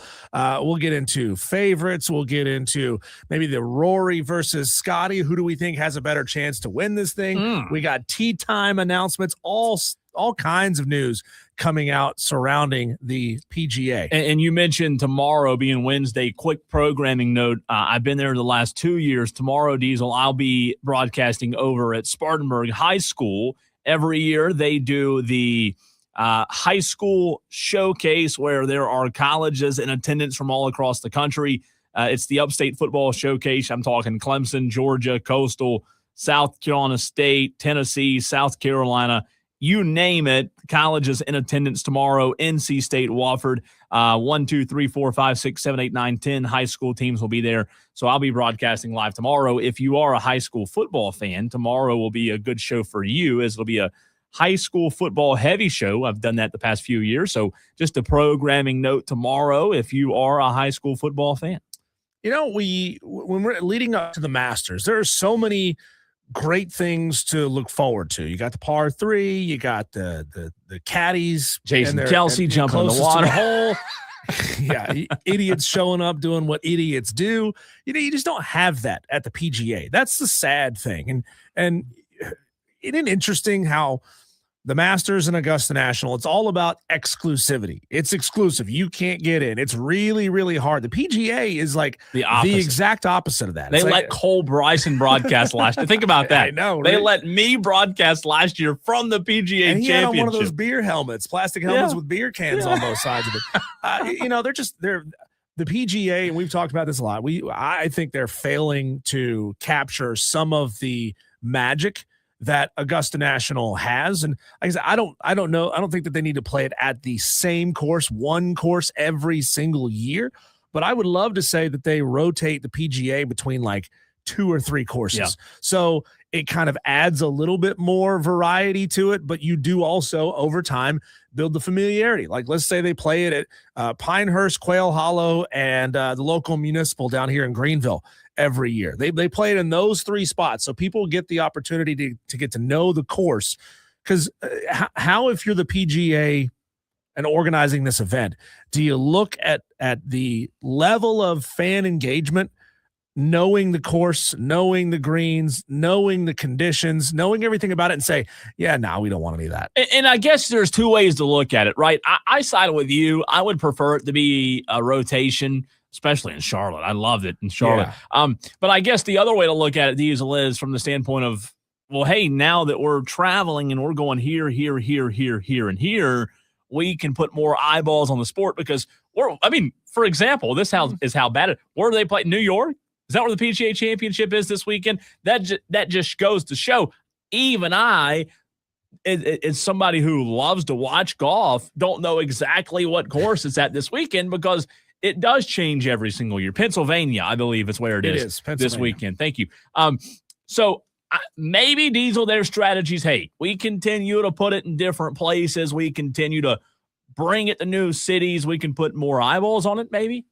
I get it. I mean, it's a beautiful golf course, and there are a lot of golf courses, obviously, that want to be able to host big-time events like this. And if you make all of them the same, it does take away from some of the specialness of Augusta National, right? The uniqueness of Augusta National. But, Aronimink, I'm looking at photos right now, man. This place is incredible. It is gorgeous. The building looks like it's been there for 150 years, and it's just probably has. It's, really, it's stuck down in the middle of some neighborhoods, right? Yeah. It's kind of like when we go over here to Thornblade. You know, you got a beautiful golf course, and Thornblade is incredible, but it's inside of a neighborhood, right? There's houses all around it. That's exactly how Aronimink is set up as well. I'm wondering, like, where exactly? It's just west of Philadelphia. It's like basically on the outskirts, almost a suburb. Pennsylvania man's got some pretty courses up there. You know, they've played several over the last few years, major championships. It's got some nice courses. I've never been to Pennsylvania. I've never spent time in Pennsylvania. Go up there to the Hershey factory. You like chocolate? I love chocolate. You like Hershey chocolate? Weirdos. That's un-American Weirdos, to not love chocolate. Tee times have been announced. I'm not going to go through all of them, of course, but some of the big ones that are relevant. Clemson's Lucas Glover will tee off at 7:40 on Thursday morning with Tom McKibben and Steven Yeager. So Lucas Glover, if you're looking for him, for his scores, he'll probably be done by the time we wake up. Yeah, pretty much. He'll be done by the time we start the show. There's a good chance Rory might be finished up or close to it by the time we finish the show or get to the show, because Rory tees off at 8:40 a.m. with Jordan Spieth and John Rahm. Interesting pairing there. At 12:59, you got Hideki Matsuyama, JJ Spawn, and Max Homa. Max was one of the alternates to get into this tournament. Adam Scott will tee off at 1:21. Victor Hovland, Colin Morikawa, and Shane Lowry, the 1:32 pairing. And then Scotty Scheffler, Matt Fitzpatrick, and Justin Rose. Talk about a star-studded triplet there. Scotty, Matty, and Justin. I like Rory's pairing, though. You said Jordan and John? Jordan Spieth and John Rahm? Yeah, I like that a lot. I do. Yeah. I do think it's interesting when you talk about a winner coming off of Augusta going into the PGA Championship. We discussed this when Rory won the back-to-back Masters, and we even discussed it a lot more last year. But last year, you know, if you remember 1 year ago today, you and I were having a conversation after Rory won his first Masters. We were saying, hey, maybe we see a different version of Rory now that he's got that monkey off of his back. It's a different player. The pressure's off. Maybe he plays more free, relaxed. Well, if you remember, he didn't play good the rest of the year last year. So I am curious, and I know Rory's a big name. People are going to talk about him just like they do Scotty. But Diesel, I'm curious to see how he plays, because last year after Augusta, he did not play well. I was there in Charlotte. If you remember in Charlotte after Friday, the leaderboard was full of names we didn't know for the PGA Championship. So I think Rory, how he continues to play after winning another Masters, I think that's a big storyline. I'm looking for this in our audio archive, Cole, because we keep everything. But I'm gonna search for this here in just a second. But we had some audio. I can't remember if it was early last week or while you were gone, or if it was prior to that when you were still here. But Rory said that last year, he kind of went off the rails. He said this year he spent 10 days enjoying his win at the Masters, and then he's back out on the range. He's back out focused again. So he talked about being sort of reinvigorated or finding a new hunger after winning his second Masters a couple of weeks ago. And now he has the opportunity, Cole, to go back-to-back on majors. Think about that. A little PGA Championship trivia for you. You ready? Get your trivia hat. Put your trivia hat on, please. A little PGA Championship. Oh, he's got it backwards. He's ready to go now. PGA Championship history trivia. You ready for the last year's winner? Do you remember who it was without looking it up? Last year's PGA winner, I think it was PGA Scotty, Championship. It was Scotty. Congratulations. I only know that because I just saw a news story on it earlier. He did. The runner-up was Bryson DeChambeau. Do you remember, though, in 2024, Bryson DeChambeau was also the runner-up at Valhalla with Xander. Oh. Xander won it in Louisville. That was when Scotty got arrested. So last year's winner, Scotty Scheffler. The year before that, Xander Schauffele. 2023. Hey, here's a storyline for you. 2023's winner, Diesel, Brooks Koepka. Whoa. Took a couple of years off the PGA Tour, strolled on back. He's well rested. What do you have those tee times pulled up again, by the way, or still? I'm interested in Brooks Koepka. Brooks was, I think, the pairing or triplet before Rory. So Brooks would be 8:30 in the morning, something like that. That's interesting to see with his. That was in Rochester, New York at Oak Hill when he won it in 2023. Some previous winners for you. Justin Thomas won at Diesel in 2022 in Tulsa, Oklahoma. He was the Tulsa King that year. Yeah, nothing says golf like Tulsa. Tulsa, Southern Hills Country Club, baby. But before that, 2021, Phil Mickelson. Old man Phil won by 2 strokes over Brooks Koepka, who had some pretty good success. That PGA Championship was right here in the wonderful state of South Carolina, Kiowa Island Diesel, down there at the Ocean Course. Colin Morikawa won it in 2020. Brooks Koepka won it again in 2019. He won it again in 2018. So look at that. Maybe you just look at Brooks Koepka returning to the PGA after winning it in 18, 19, and 23 and say maybe Brooks is the guy this weekend to put your money on. Could I interest you in following Jordan Spieth? Because Jordan Spieth only needs the PGA to win the career Grand Slam. If it's rigged, then yes. Yeah. If it's rigged, yep, I'm interested. He won the Masters and the U.S. Open in 2015. Yeah. He won the Open Championship in 2017. This is his 10th attempt at completing the career Grand Slam. That's a lot of attempts, number one.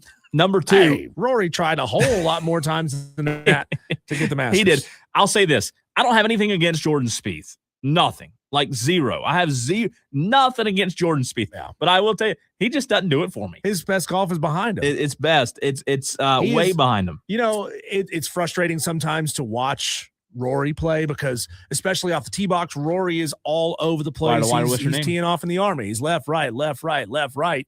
With Jordan Spieth, though, he is wildly inconsistent, and it can be like chip shots off the edge of the green.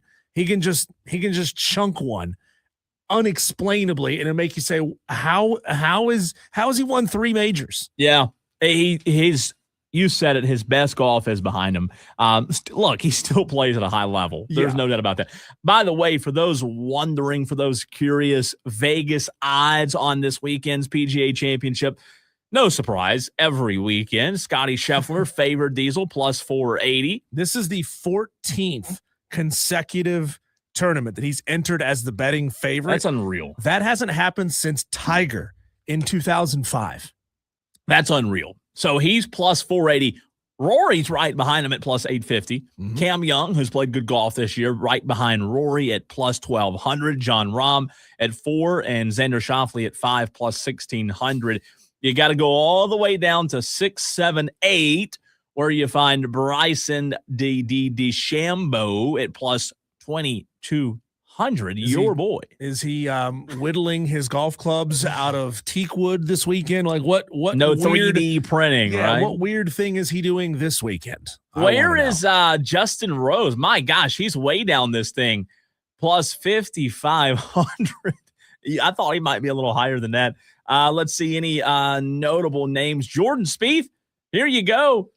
Needing one more major. This one, he's plus 8,000 to win the PGA Championship. I am so glad that in major golf, we don't do the idiot DA things that we do in like the NBA. Remember Kobe's last game where people were just like getting out of his way and letting him score so that he could set records? I mean, what if Jordan Spieth said, you know what, this year I'm done. I'm going to retire after the season. And they just like got out of the way and let him. It's just hard to do that in golf. It is harder because you still got to rely on him to play well. Right. It would be incredibly obvious what they were trying to do. Incredibly. Local note, Jacob Bridgman plus 10,000 to win the PGA Championship this weekend. That's interesting.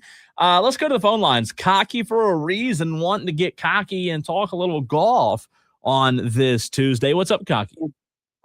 What are the odds of Scotty finishing second? Is it like minus 500 or something like that? I mean, because he's what finished second 3 in a row or something? 3 straight runner-up finishes. Good question, though. But we know how accurate Scotty is on his approach shots, and that this weekend that's going to be huge because they talk about all the greens here at Aronimink having multiple tiers. So you got to be really, really accurate with those approach shots. I like that name, by the way. Aronimink? Aronimink. That's fun to say. Aronimink. What do you think it means in Algonquin? Cocky for a reason's the best caller on wire to wire. That's what it means. Right. Hey, by the way, love the. Are you in Ocean Lakes right now? No, that was last week. Oh. But I when I saw that, I had to take it because now when I say, hey, yo, Cole, you're my dog. You really are my dog because it says my dog. I love my dog Cole. So. That means so much. I did shed a little bit of a tear when you sent that to us on Twitter today, Cocky. I did talk about you. I did. It was a great post, and you're now one of my favorite. Even though you tried to shank me with the steak, I forgive you. You're back near the top of my list now. I love you guys. Who's your favorite golfer, by the way? You're a big Gamecock guy. No Gamecocks on the tour. Who's your golfer? I'm a Scotty guy. But now as of this year, I'm a Cameron guy too. Really? I love what he's doing. He's played good this year. Cocky, how come you're not donating tens of thousands of dollars to the South Carolina golf team, right? We get Clemson golfers playing on the tour. We need some Gamecock golfers, but you're not going to get a lot of Gamecock golfers until the program is worth a damn. All my money's going to Dawn Staley and her girl. That's fair. Gotcha. That's fair. It's probably smart of it. Cocky for a reason didn't even know Carolina had a golf team until you just said that. We have a golf team, Columbia? No way. I love it. Cocky for a reason. Appreciate you as always. Love you guys. Good to hear from you. He's the best.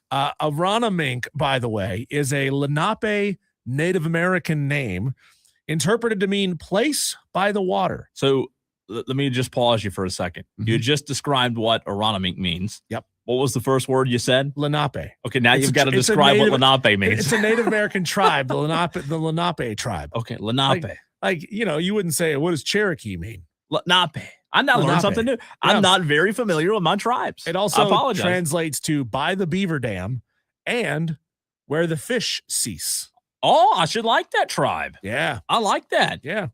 Pond fishermen. Yeah. Right? Pond fishermen. That's us. Natural beaver dams. Maybe these tribes will forgive me. I do the tomahawk chop. They probably don't like that, but I do like the name of that tribe. Who's your pick? Are you going out on a limb and picking Scotty? Joke. I said that joke. I know. Say that jokingly.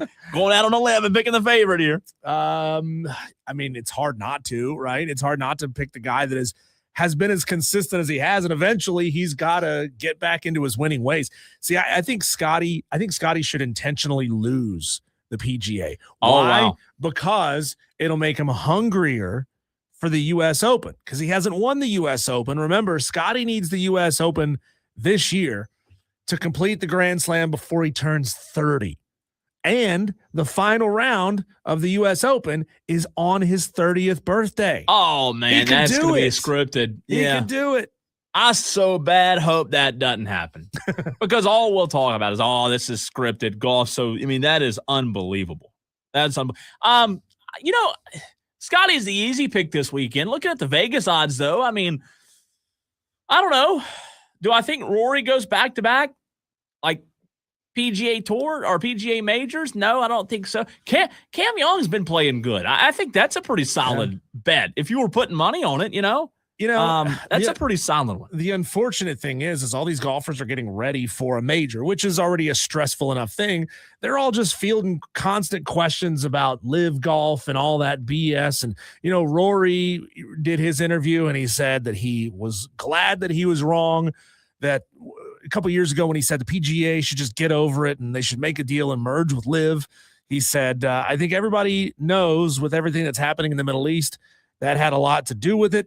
But whenever you have funding tied so much to the geopolitical landscape in the world, that's a tricky road to navigate. It is tough. The PIF's priorities shifted, and that left live in a pretty precarious spot. We also have audio of this is funny that they just keep bringing this up. They keep needling these golfers. And a reporter asked John Rahm a question about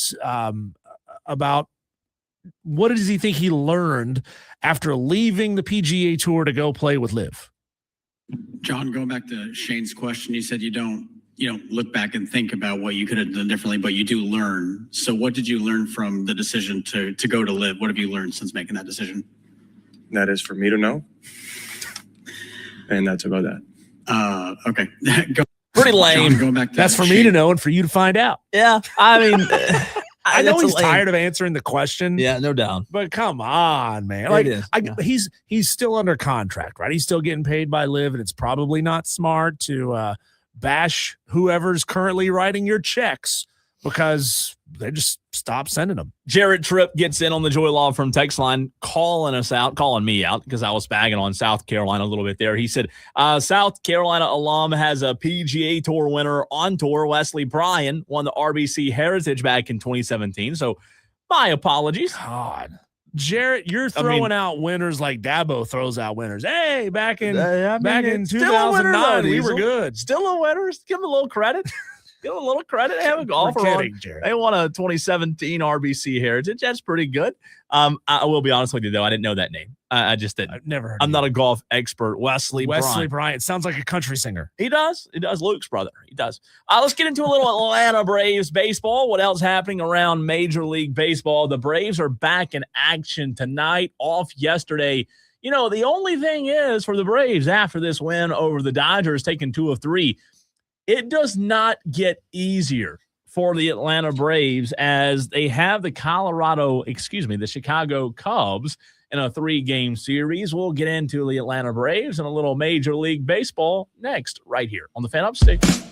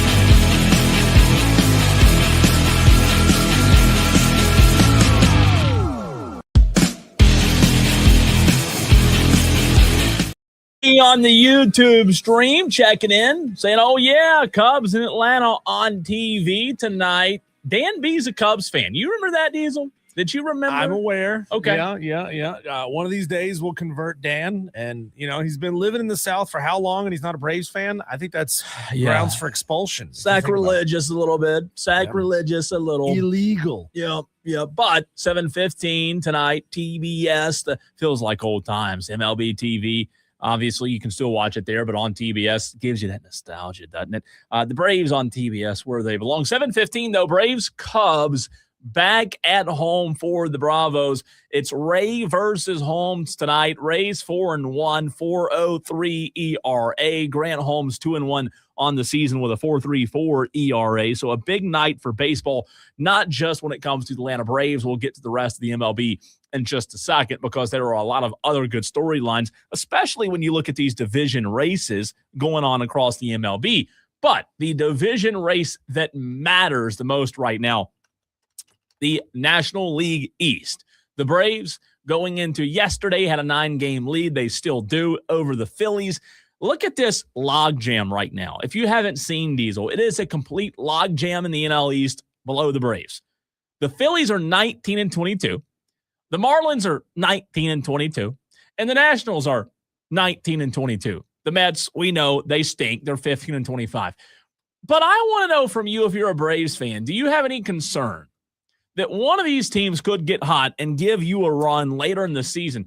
3 teams with the exact same record, Phillies, Marlins, Nationals, Diesel, all 9 games back behind the Atlanta Braves. Yeah, the Phillies do make me nervous because, the Phillies, they got studs. They got dudes good on roster. That roster, a really good team. Like we've talked about how many times you built up a good cushion here, but we know full well that those cushions can evaporate, especially when they play head-to-head. If the Phillies can somehow get hot and sweep the Braves later on in the season or start winning series against this team, don't wish then the comeback can happen quickly. Yeah, it can. Hopefully that doesn't happen, though. But Atlanta, for so many different reasons right now, they're rolling. And a large part of that has to do with Matt Olson. I mentioned Matt Olson a little bit yesterday, Diesel. Matt Olson's playing like the best player in baseball. I'll say that again. Matt Olson's playing like the best player in baseball. Now, you gave those numbers on yesterday's show about what Shohei Ohtani did against the Braves over the weekend. Shohei was not good. He was like show go away against the Atlanta Braves because he wasn't good. Matt Olson, he's like show no. I mean, he's been everything but Shohei against the Braves, which is good. We'll take it. When you look at Matt Olson's numbers, though, it's basically 2023 Matt Olson all over again. He's been consistent. He's been the anchor. Not to mention he's played like 820-plus consecutive games, right? And what I love about this team, what gets me most excited outside of Austin Riley, the bounce-back guys are bouncing back. They really are. The Ozzie Albies, the Michael Harrises who underperformed last season, they're playing good right now. Albies, 883 OPS, Harris 868 OPS. You now have a situation, pitchers just can't pitch around Olsen or Riley or whoever it is. Even guys like Mauricio Dubon have been huge. 18 RBIs, by the way, with runners in scoring position. So when you pair that with the pitching staff, these are a few of the ingredients that's made this Braves team so good. The problem is, you're going against the team, even though you have a 3.17 ERA, which I think second in baseball right now, and you have one of the best run differentials. You're going against the team in the Cubs starting tonight. This is a very good Cubs team. Former Braves player, we all know who that is. But this is a Cubs team that I think will test you, Diesel, in ways that the Dodgers, no offense, didn't test you. And I think this is going to be a big test this week for the Braves. Yeah, imagine being a pitcher facing this Braves lineup. And Drake Baldwin has just hit a double off of you.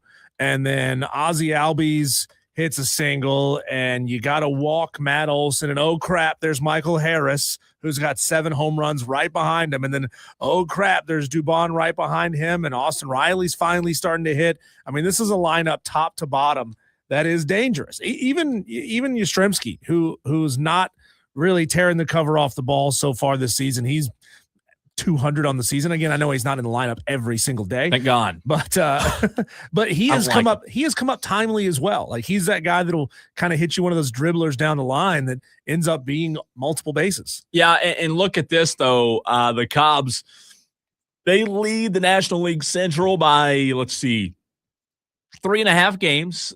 They are leading the Brewers and Cardinals, who are both 3.5 games back. Pirates and Reds only 5 games back. So, look, this might be one of the better divisions in baseball right here, okay? National League West is good. We all know the D-backs and the Dodgers and the Padres are good teams. But top to bottom, this National League Central, pretty solid. Cubs, Brewers, Cardinals, Pirates, Reds, all having a pretty good start. Obviously, you've got a couple of good ones in the American League, but I don't think maybe the American League West, I don't think there's a division right now that really compares to the Central. And the Cubs are leading it. They 27-14, win percentage of .659. Here's the interesting note. As good as a team as they are, Diesel, they're 18-5 at home in Chicago. They like the Windy City. They've been good up there. They're an average baseball team on the road. And I say average literally. They're 9-9 on the road this year. So a little bit different of a team. However, they are 8-2 in their last 10, which is not a good sign if you're a Braves fan. They're playing good baseball. The Braves, you mentioned their offense just now. Their offense is scary. The problem is the Cubs can really hit too. Chicago has one of the top-tier offenses in the Major League Baseball, ranked top 6 in runs, OPS, home runs, leads the MLB in walks, have one of the best comeback teams in baseball. They've got dudes, Dansby Swanson, coming back to Atlanta. We all know what that will be. The fans going to stand up and cheer for him, give him a standing I hope like not. They did Freddie Freeman. Hope not. But you've got an interesting look at this. Here's what I think. Braves fans are probably going to look at this and maybe have question tomorrow. So you've got Grant Holmes tonight. I don't know that you have your best pitching matchup these 3 games. I felt like against the Dodgers, you had 3 of your best. Like you had a perfect opportunity to go get a couple of wins because of the pitching matchup. You've got Holmes. Yeah, but Holmes is 2-1 on the season. He's 2-1. I like Holmes. Yeah, he's getting a lot of strikeouts. I'm more worried about J.R. Ritchie tomorrow. And again, a young guy. Yeah. Maybe he's going to prove me wrong and turn out to be a really good player. I hope so. But just a little bit of worry there. They're going against the guy tomorrow with a 2.28 ERA, so you're going to have to be on. And then Thursday, it'll be Chris Sale on the mound, which, hey, I'm good with that. He's been fantastic this year, right? But this is another opportunity for the Braves to prove, hey, we're not just a really good team. We're an elite team. We beat an elite team on the road last weekend. What did they do? They split with they lost 2 of 3 to Seattle, correct, right, last week. So and they won 2 of 3 against the Dodgers. That's right. That's right. So we'll see. The Cubs just got shut out, I believe. Did I look at that right this morning? The Cubs, I believe they played the Rangers. Let's see if I have that right. Chicago Cubs didn't play yesterday. But again, I just told you they've won 8 of their last 10. They did get shut out. Listen to this. This is interesting. They got shut out against the Texas Rangers on Sunday. Jacob deGrom struck out 10, by the way. And then you look at Saturday for the Chicago Cubs against the Texas Rangers. They got shut out 2 games in a row. That's right. So the last 2 games Chicago's played, they've been shut out. So their offense isn't clicking. They've won 8 games in a row. They've lost 2. Like I said, 8-2 in their last 10. I think Atlanta's probably the better team, but you're going against a team with some good pitchers, some good arms, and some pretty good offense. I mean, you got to go back 4 series when they faced the Padres. They won 2 out of 3 to the Padres against the Padres on the road, and then they lost 2 out of 3 on the road at the Dodgers. Since then, I mean, yeah, their record looks really good because they've won now. What is this? 2, 3, 4, 5, 6, 7, 8, 9, 10 games in a row. But they were against middle to bottom tier of their division teams. The Reds are near the bottom. The Diamondbacks are in the middle.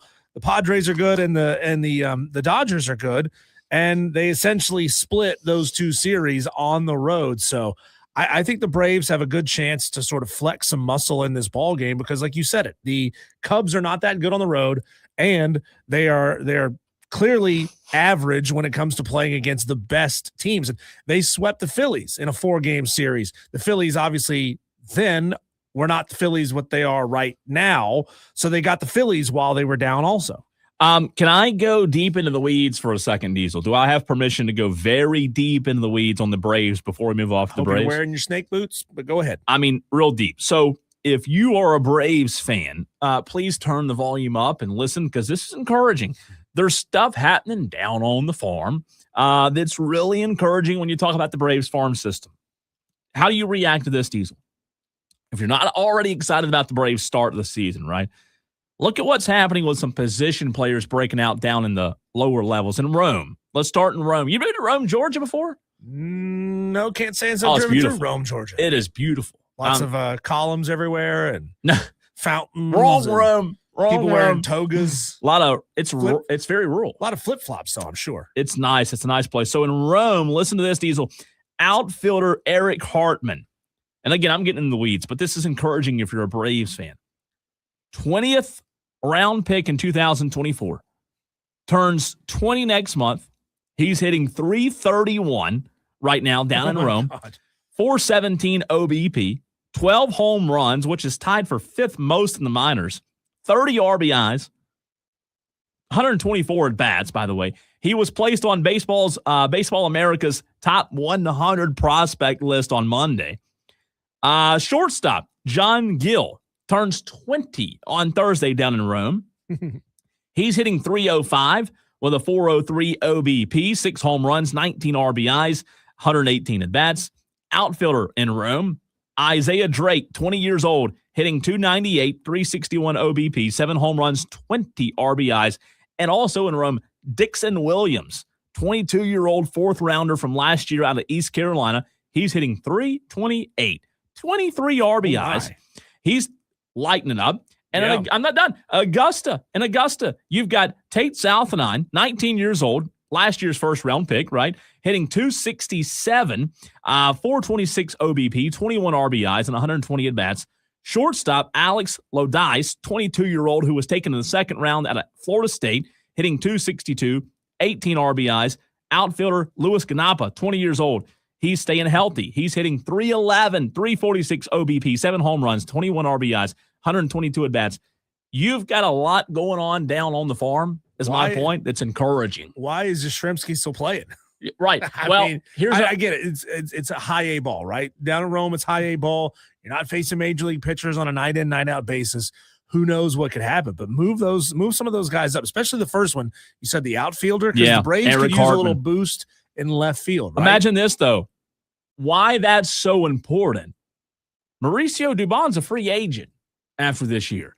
So I don't know what's going to happen there, but you've got some guys down on the farm that are starting to really pique your interest.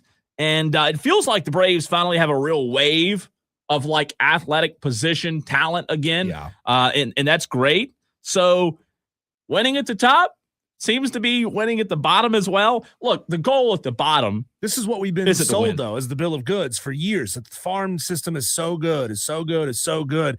Now it's really coming to fruition. And the guy from ECU, I'm pretty familiar with him.